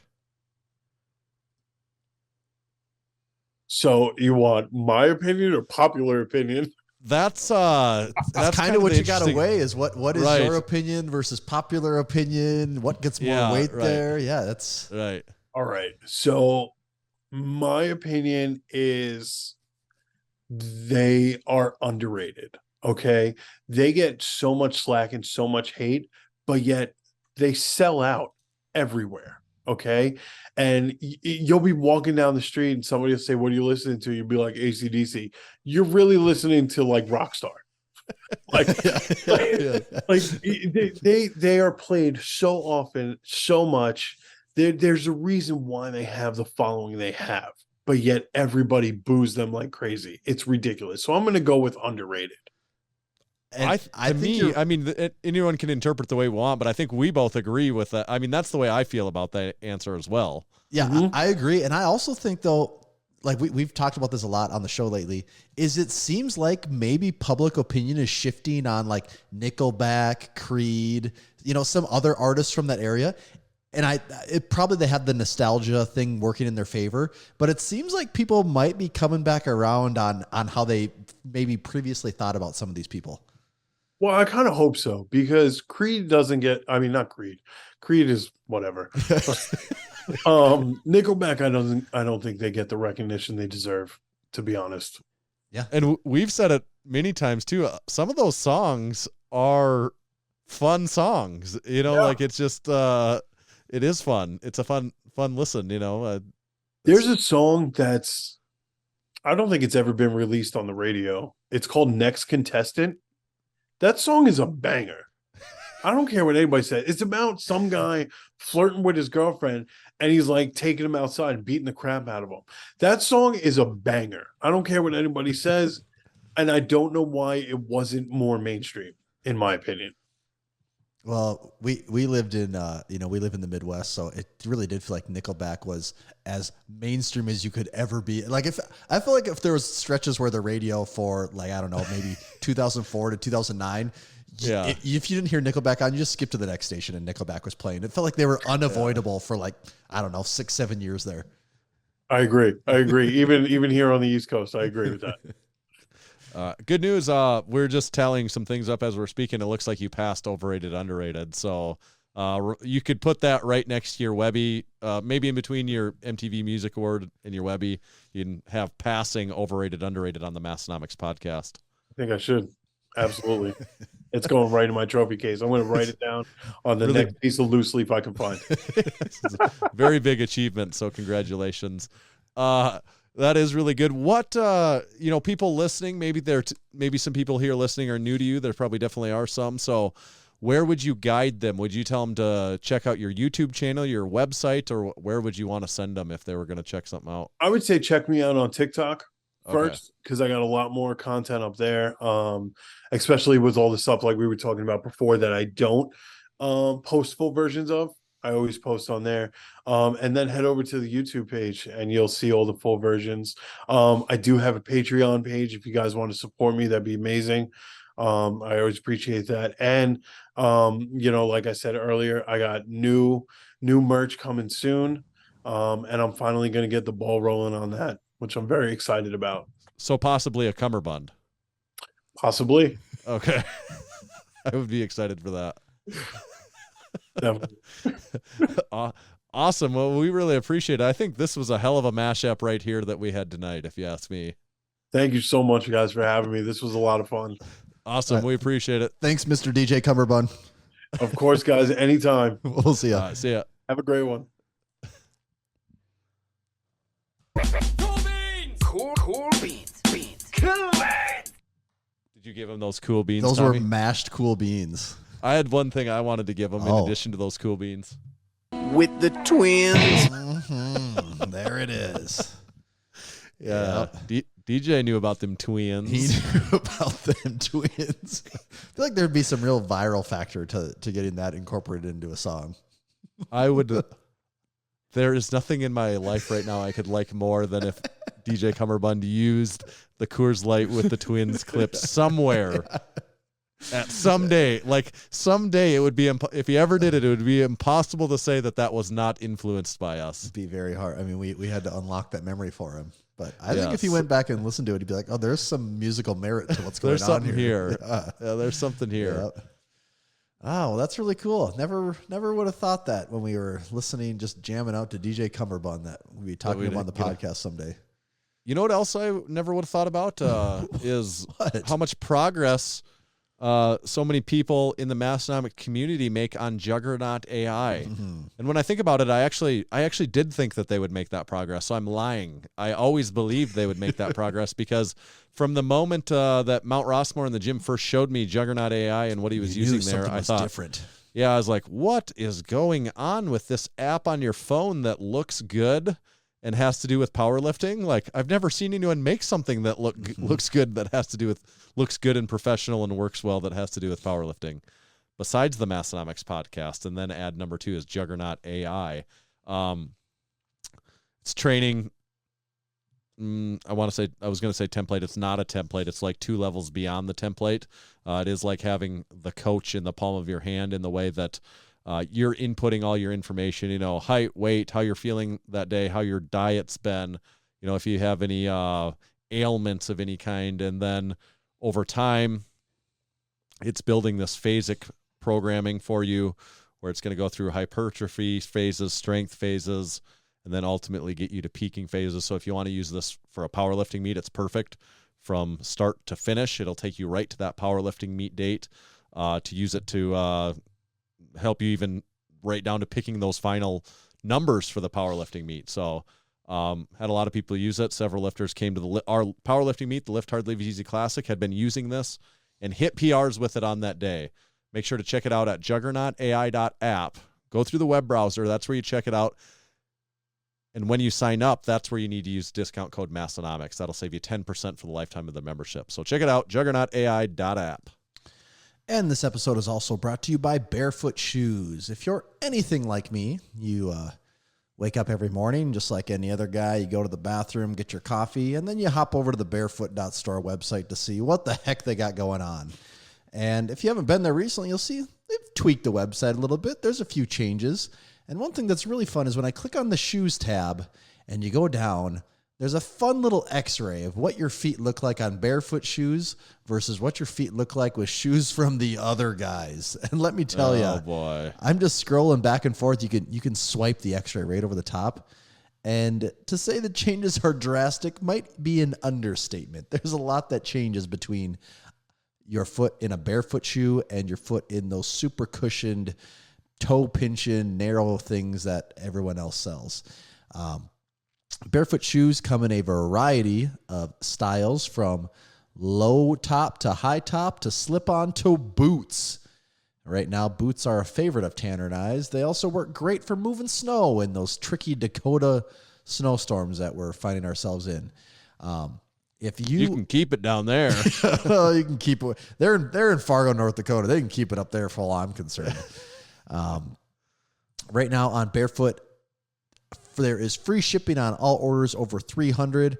So make sure when you go there, load up that cart, get that free shipping, and take advantage of the life-changing benefits of Barefoot shoes. You can check them out at www.barefoot.store. Thanks, Bearfoot. Other news, exciting news in the world of Massenomics. We have been gearing up for the Arnold Sports Festival, which is crazy. We were talking about it, and it's insane. It's less than 2 months away. It's like almost just like a month and a half away, because it's in, we'll leave in February. Yep. 1, 2, 3, 4. I'm counting, Tanner. 7 weeks, you can't maybe. Tell. Yeah. 5, 6, 7. We leave 7 weeks from tomorrow. Yeah. We really can't hold anything back now, can we? No. Now is the wrong time to be holding anything back. How fast does it seem like this last year has gone by? Really fast. When you say that the Arnold does not feel that far away, especially. That feels like a memory for me from last month. Yeah. I mean, between the Arnold and the Lift Hard, Live Easy Classic and Crew Falls and all that. Our trip to Ohio. And our trip to Ohio. It used to feel like some of these Ohio, people that we'd see at the Arnold and everything, like this was a very rare occurrence to run into these people. And now it's like, oh, I'm just seeing my buddies again that I haven't seen for a couple. Like, it's starting to turn into Massenomics people that live on the other side of the country. I'm starting to see more than some of the people that I consider good friends in my life. Right. That's actually true. Yeah. That's very That is funny. really true. Yeah. They are our good friends too. No, they so are. They it's- are. But like, I didn't grow yeah. up with them and live in the same town as Right. them and all that. You weren't in their wedding. Yeah. Yes, exactly. Yeah. There's many people that I was like in their wedding that I don't see a fraction as often as I see some of these Massenomics people that live across the world all over the place. So I'm very excited for the Arnold. It's going to be a lot of fun. And, just kind of, we've talked about this, feeling things out. It feels like this year might be kind of crazy. There's already been the images circulating around of the photo meet and greets, with our names on the poster up there with Yep. Sam Sulik and Ronnie Coleman. See Sam Sulik is there for meet and greet photos. I was curious what, I assumed that was going to happen, but I am very curious to see what the crowd's like with him. I think it's going to be absolutely insane. I think it could be. I think it's going to be one of the crazier, as far as personalities that we've seen there and people following him around. And having a presence online. Right. I've seen like Bradley Martin before. It'd be pretty crazy him walking around there. I've seen Rich Piana there. It being pretty crazy with him. C.T. Fletcher. Several like that. And I just think Ronnie, I think it could be crazier than all of them because I think so. I was telling someone at the gym, I'm like, he appeals to 14-year-olds up to people our age. Mm-hmm. He cast a wide net, and I'm not saying older than everyone in even. that group. I don't think it's weird to think that if someone was in their 50s or 60s and was like, oh, it's just a young guy having fun training, I could see how people could find that entertaining too. And I'm not saying every single person in that broad demographic, but I just think he casts such a wide net right now that it could be wild. So it'll be fun to see that. The Strongman show is going to be pretty epic, I think, with the lineup that they're putting out there. 5 past World's Strongest Man competitors all going against each other. The women's strongman event just gets better every year. The animal cage is back. Mm-hmm. The more I start to talk about it, the more and more it feels like it's going to be shaping up to be something shaping in a up lifetime. We've got some new things in the Massenomics world that we're prepping for. Quite a few new things that'll actually be exclusive there at the Arnold for a while, probably. So got the booth. The items that will be making an appearance, we got them about 98% pinned down. There's only 1 or 2 that we're still deciding what that's going to be, but everything else we're getting the orders in, we're getting everything put together. So yeah, it's starting to feel very real. I don't know if we had on our official list from this week, but before I forget, I won't say it. But that one sticker, that one new sticker item, and I have that in. Yeah, okay, you got that. I think that is on our list actually. But a special sticker that would be good. Gotta good have that the event. stickers. Yeah. So yeah, I'm pretty up on the Arnold, and also just already thinking, God, how we're gonna pack all this stuff again? We got to pack all of this again to get there. It's such a freaking trip. It's so far away. It would be nice wouldn't it? What if it was just half as far? Oh, if it was just a one-day thing, that would change the perspective on it so much. Yeah, yeah. Mentally, it'd be such a different game. If we could drive there even in 15 hours, if like we could wake up at 6 a.m. and get there by remember that one year 10 p.m. even when Ghost had a booth across from us and they all rode together, and they were saying how they got stuck in some convoy and they were delayed. Yeah. But they're like, we woke up and we left at like 5 a.m. and we were supposed to be here by 2 or 3. And we're like, what? You can do they're in Iowa. You can do that. You're in a neighboring state to us, but also like from Aberdeen to where they're at is like a trip Cedar in Rapids. itself. Yeah, that is a long way away for 2 neighboring states. Mm-hmm. Yes, but that's what makes it the Arnold, right? That's why they call it the Arnold Sports Festival 2024. So I guess this is why they call it the Arnold. Was that something we started saying the very first time we ever went to the Arnold? There was a certain person that said that many times. Okay. And when I say many times, like probably 10 times a day. Was it Voldemort? Yeah. And I'm not sure that the first 20 times he said it, he even knew that he was onto something. Yeah. And then eventually I think he realized like, oh yeah, I probably have said this a lot. And then it was just like, everything was like, so I guess that's why they call it the Arnold. It'd be anything that would happen. Yeah. It is a good line. I guess that's why they call it the Arnold. Yeah. That was the first year. Should be a good time. Also, I think things are slowly starting to shape up for the 2024 Lift Hard Leave Easy Classic. I mean, we don't want to get too far ahead of ourselves, but yes, they are shaping up as they should be. Shaping up. The I don't know if I've told you this. The shield, the mystery shield, yes, is in fabrication and maybe done very soon. Do they have? I actually don't know what the ETA is on that. But NASA's team of best and brightest on the engineering department to figure out. We had to make sure that Big Kevin was not in on this team working on this because you couldn't have any insider information. They had to sign NDAs, and we had to explicitly call out a certain guy's name. They couldn't be a part of it. And we are gonna have one little teaser. We are gonna have one shirt come out pre-Arnold that can't say anything about it yet. But what I did hint on the Discord, I've talked to you about the people that are involved in this, but if you think hard enough, you can probably imagine the 2 crew members that are involved in this. But there is 2 moles in on this project with us now, 2 Massenomics supporting member moles that are, going to be important pieces of the puzzle, maybe on from a marketing standpoint and that sort of thing in this project, and that really have been in one way or another instrumental in it pre-conception almost of the actual conception. We're talking about conception here. Yes, right. So there will be something pretty fun. Maybe one of the funnest items that we've had in a while almost. I don't know. That's a bold statement, I guess. But we like to keep things silly, though. So yeah, we do like to keep. We literally have shirts that say silly on them, and you can buy one of those, silly and strong. And it's not that even. Oh, my God, Tommy. You got this crispy cold one sitting there. Well, yeah. We never opened a can I today. had to halfway through. I couldn't. Oh. I was so thirsty. I had to halfway through the interview. Crack what it did you open. have? I have a peach Waterloo still. Okay.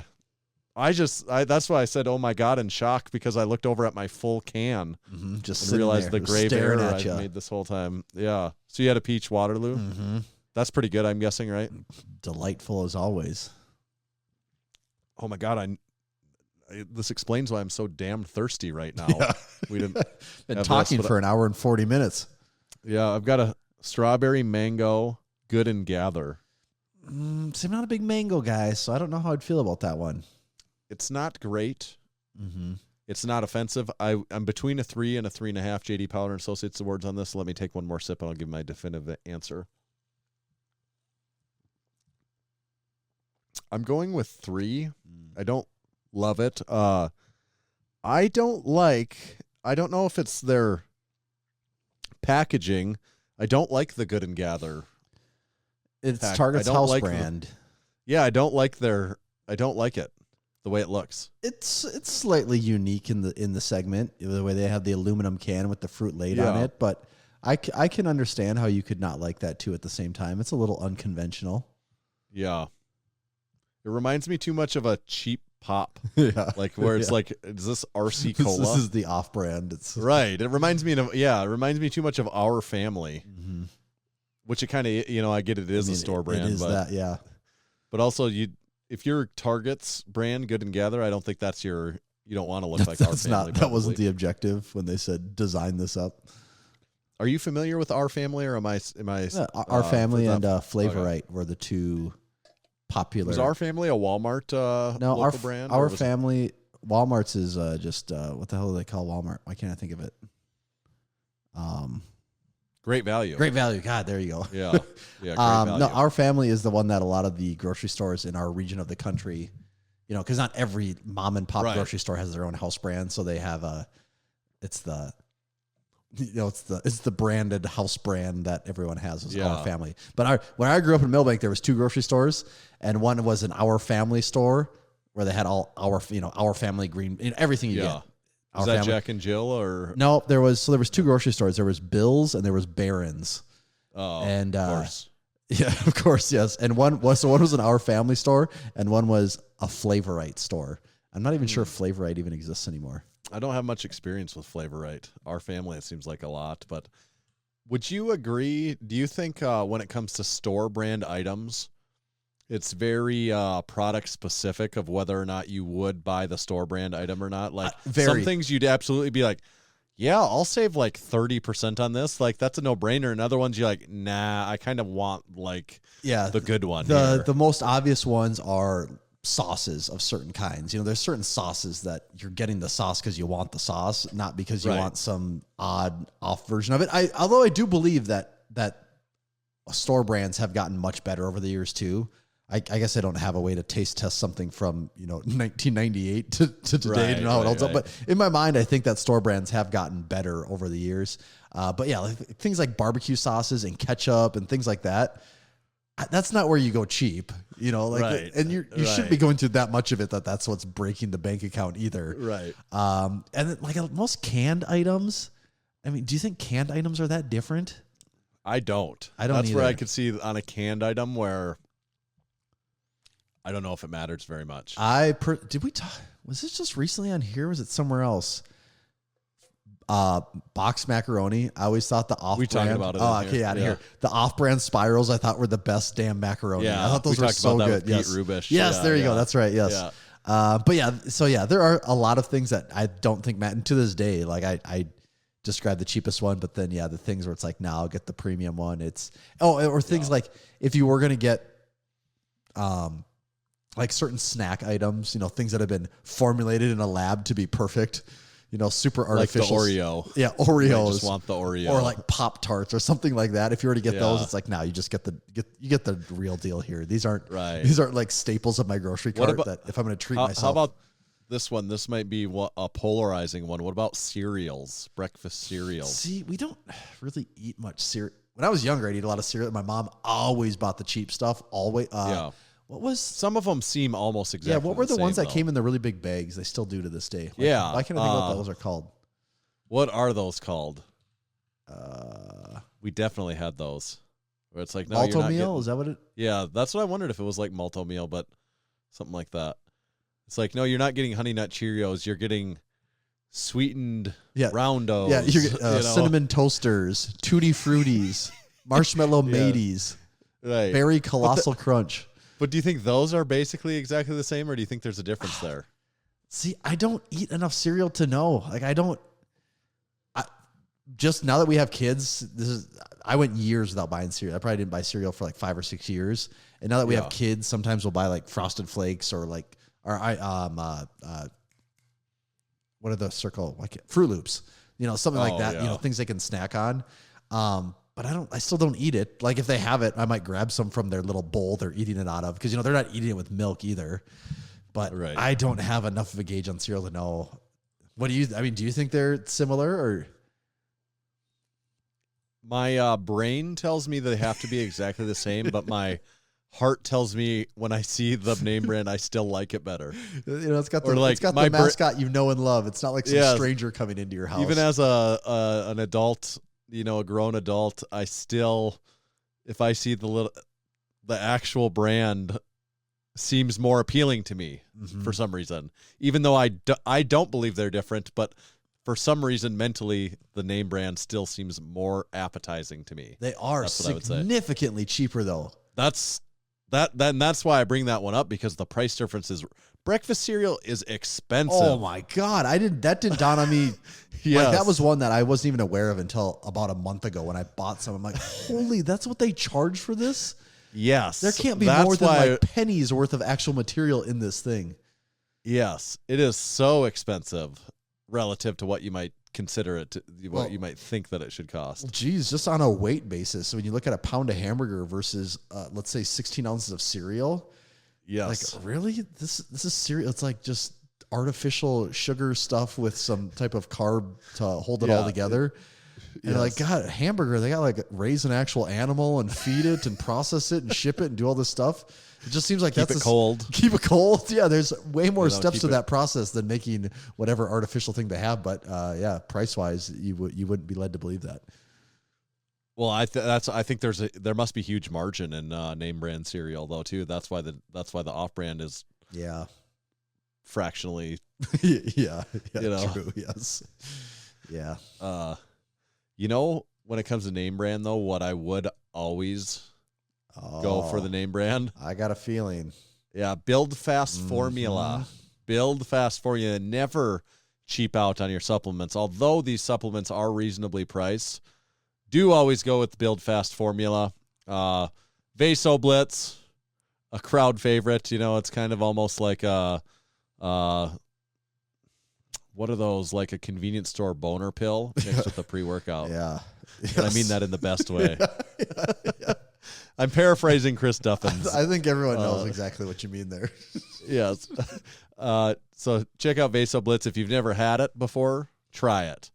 80-20 protein, that's my personal favorite. It's a mix of whey and casein protein. And then they've got the drink hack to hopefully help you curb some of the nasty side effects of living a little too easy with alcoholic beverages. So check out their drink hack. If you're a bit of an occasional binge drinker like the most of us are, check out Drink Hack. A recreational binge drinker. Yeah, I would say we're a lot of us are kind of recreational, occasional binge drinkers. You gotta occasionally right? see where the limit's at, right? Yeah, that's true. That's true. Check it all out at buildfastformula.com. Please don't forget to use discount code Massenomics. You can use that in any order there. That saves you a 10% off of your entire order. You can actually stack that on top of if you sign up for a subscription service on any of these products. You get an extra 10% off, 10% here, 10% here. Stack them on top, 20%. Can't afford not to do it. Pencil to paper. Buildfastformula.com. Thank you. Today's show is also brought to you by Texas Power Bars. Buddy Caps, the founder of Texas Power Bars, first started lifting weights in the late 60s and began powerlifting in the mid-70s. At the time, he was working for Image Barbell building gym equipment. Around 1976, local machine shops started making Olympic bars for them, calling it the Image Bar. In 1977, Image Barbell became Champion Barbell. It was then that Buddy started looking at the bars with an intent of changing them for the better. In 1980, Buddy's passion, drive, and purpose now had a greater mission. He set out on his own to make what he believed was the greatest bar he'd ever seen and trained with, and the Texas Power Bar was born. It was strong as house with the best knurling and was maintenance-free. Hundreds of state, national, international, and world powerlifting records have been and continue to be set and broken on the Texas Power Bar. To learn more about Texas Power Bars and buy one of their legendary bars, visit, what's the domain name? That's right, TexasPowerBars.com. Thank you, Texas Power Bars. Massenomics YouTube has been rocking and rolling like you wouldn't believe still. This last week we put out the training. I did a training vlog where I'd go through a deadlift day and go through my warm-ups and do some car talk. So if you haven't watched that one yet, I guess what I would ask is for you to go give it a watch and then also leave a comment and let us know what you think about it. You know, let me know what you think about that style of Massenomics YouTube video. And then complete the trifecta after you've left the comment. Make sure to like and subscribe too. Yes. Please go subscribe to our YouTube channel if you haven't yet. We're on the road to 5,000 subs there. I think we're going to get there in not too long, but you could help us get there faster if you get off your lazy ass and go give us a damn subscribe. God Click that damn it. Hit the subscribe button. And the episode that it would have already came out by the time this podcast episode comes out, is a fun video, so we could talk about that. We did a reaction video to the first two ever Massenomics YouTube videos from late 2014 and earlier 2015. Which were did we say 9 years ago? Is that when they were? Well, yeah, no. Well, we said 8, and then I made the comment towards the end of it that because YouTube said 9. Years ago. Yeah. But I'm like, it was January of 2015. Okay. So that was 9 years ago then. Okay. Right? Yeah. Yeah. It is 2024. Yes. Okay. Yeah. So there again, I just reconfused myself for like the third time on that, where I in my head, I've gone back and forth like 7 times, like, oh yeah, 8 years. And then I'm like, no, 9 is right. And then I'm like, no, we were right, 8. But yes, it was 9 years ago. So it was actually December of 2014. When 2014 was the first one, December 28th, 2014. So this December would be the 10th anniversary of the very first ever YouTube video published. That's crazy. That is actually. That's really crazy. That's crazy. That's a we lot. talk about in there how much different I sound and it looks and everything. But I'm like, well, it is almost 10 years ago. I probably actually sound different in 10 years too. many traumatic things have happened to Tanner's vocal cords in that time? Oh, I've lost my voice a lot of times in the last 2 years because of Massenomics stuff. Yes, you have. Many times Like this to the year, point- even. Like to the point where I can almost not talk at all. That's actually funny to think about how that didn't happen. How that hasn't really happened to me at all this year. And every other time we went to the Arnold, that was a problem. But for whatever reason, this year I was fine there, and the Lift Hard Live Easy Classic, I was fine for both of those. Mine was roasted at the Arnold to the point where I'm like, you were done. I for. just was like giving up on talking to people because I couldn't. And at the Lift Hard Live Easy, I think I did lose my voice, but I was also screaming. You were when I was, and it was more by the the end of the night when it was right. right. It was seemed appropriate. Part of it is almost exhaustion setting in. At the Arnold, I had to go like a day and a half without being able to talk, or where it was just like, oh, there's a lot of Arnold being left a mute here, over there. right? But at the Lift Hard Live Easy Classic, I was also kind of like yelling for a stretch of time there. That it makes sense that the was crowd what would going. happen. Yeah, yelling "Beast from the East" when Bryce Beast would come from out. the Beast from the Southeast.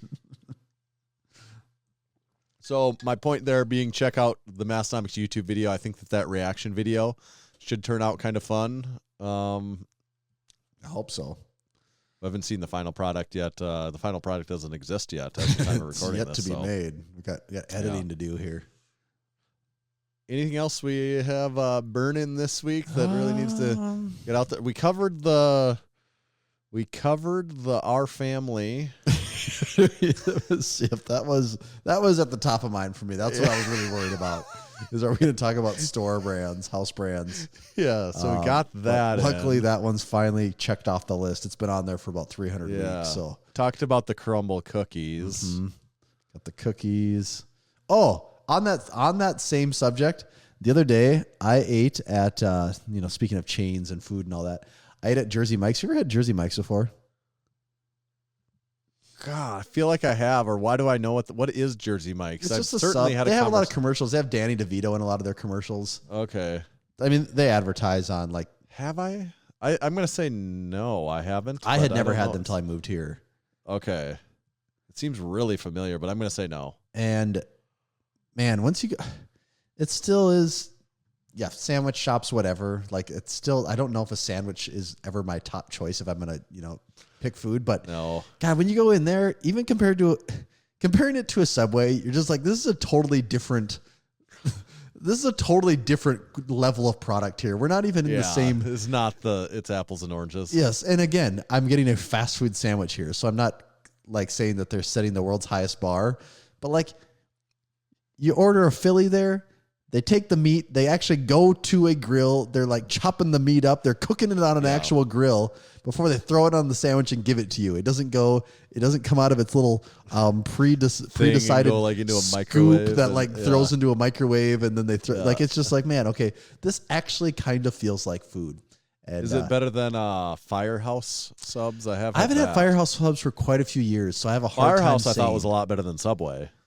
Yes, and their quality is much better too. But it's been just long enough that I haven't had them for a long time. The other one that's in town here was Capriati's, and that was really good. But damn, do you pay for it? I think it was. How much is like a sandwich? I think something comparable to like a foot long. I got a Philly there, and I think it was about $18 by the time I got the meal and everything. Wow.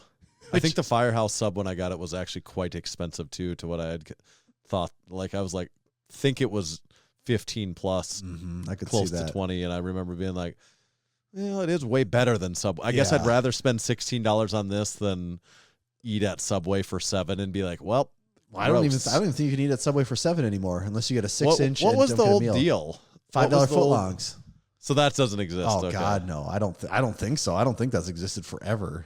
I haven't eaten at Subway. Used to be in my rotation of like where I would probably when I was like in my early 20s, I would get Subway a few times a month, probably. And I haven't had Subway in, I think maybe the last time I had Subway is, did you and I have to go to a Subway on the way back Columbus from the Arnold one time? On the way back from the Arnold one time, we had to, it was like at a gas station. And we and stopped. weren't we like there when it was opening, or was it in the morning? Like, oh, no. Okay, no, we actually, there was multiple Subways we've done on the Arnold. One, maybe on the first time back that we drove back, we were in a gas station, we stopped at one, And I remember we got it. So it was late and we're like, oh, we're stopped. We might as well get food now because the next stop's probably going to bed. So I remember getting it back there. But then, yes, that first time where we had a booth and we stayed at an Airbnb, which was god awful.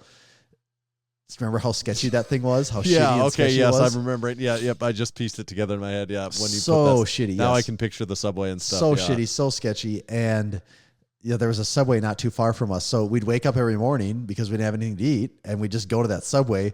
But then on whatever day it was, the last day of the Arnold, Saturday, the Subway didn't open for another hour. So we had to figure out, and then we ate at the Arnold that day. Remember? And we're like, oh, the breakfast is actually pretty good there. Weren't the caffeine and kilos guys sitting? Yeah, on the they were table right by not too us. far from- Yes, yep. But that was probably in 2019. That would have been 2019. Because that was a long time ago. So that was 5 years ago. And that's the first, when I think about Subway, that's like one of the first memories, most recent mememories that comes to my mind. I'm trying to think if we ever had Subway on the trip since then, but yeah, nothing ever.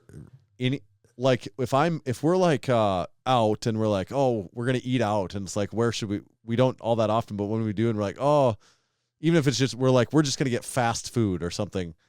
Never, I can't even remember the last time I thought that we like Subway would be a choice. Like we'll go into Subway, and I used to eat that. Yeah, see, they've never been in my rotation, but they have been a thing of like, well, it's there, it's convenient. Like if I'm in a pinch, like that is one that I will then I'll go. But I'm never like craving it. Like, oh, I gotta get a sub. That never.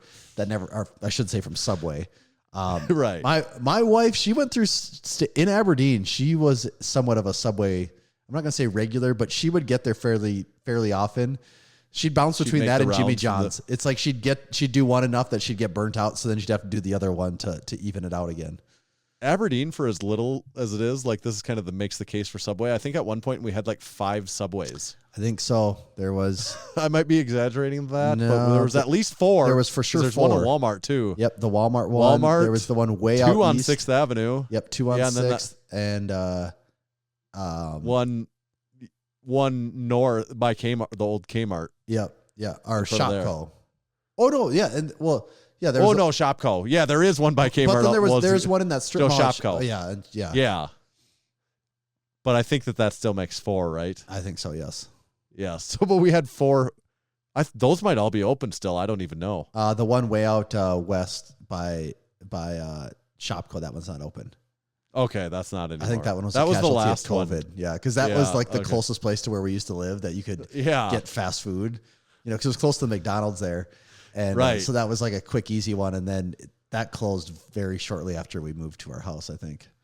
A lot of the businesses in that particular little area are not businesses that they used to be like within the last 5 to 10 years. No, between the Shopko and did I see is there like a Dollar General or something out there now too? Maybe. I thought I saw. There's an old Pizza Hut out there, but that hasn't been Pizza Hut for like 15 years. Many years. Yeah.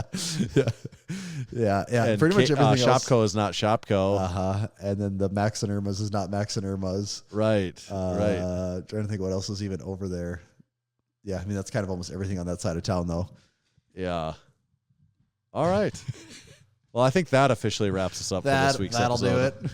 Now that you got your latest Aberdeen business closing. The business update. Yeah. Stay tuned for next week.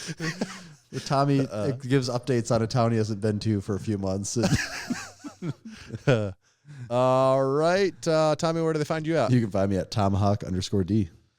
You can follow me at Tanner_Bear. Just make sure to follow Massenomics at Massenomics and the Twins. See ya.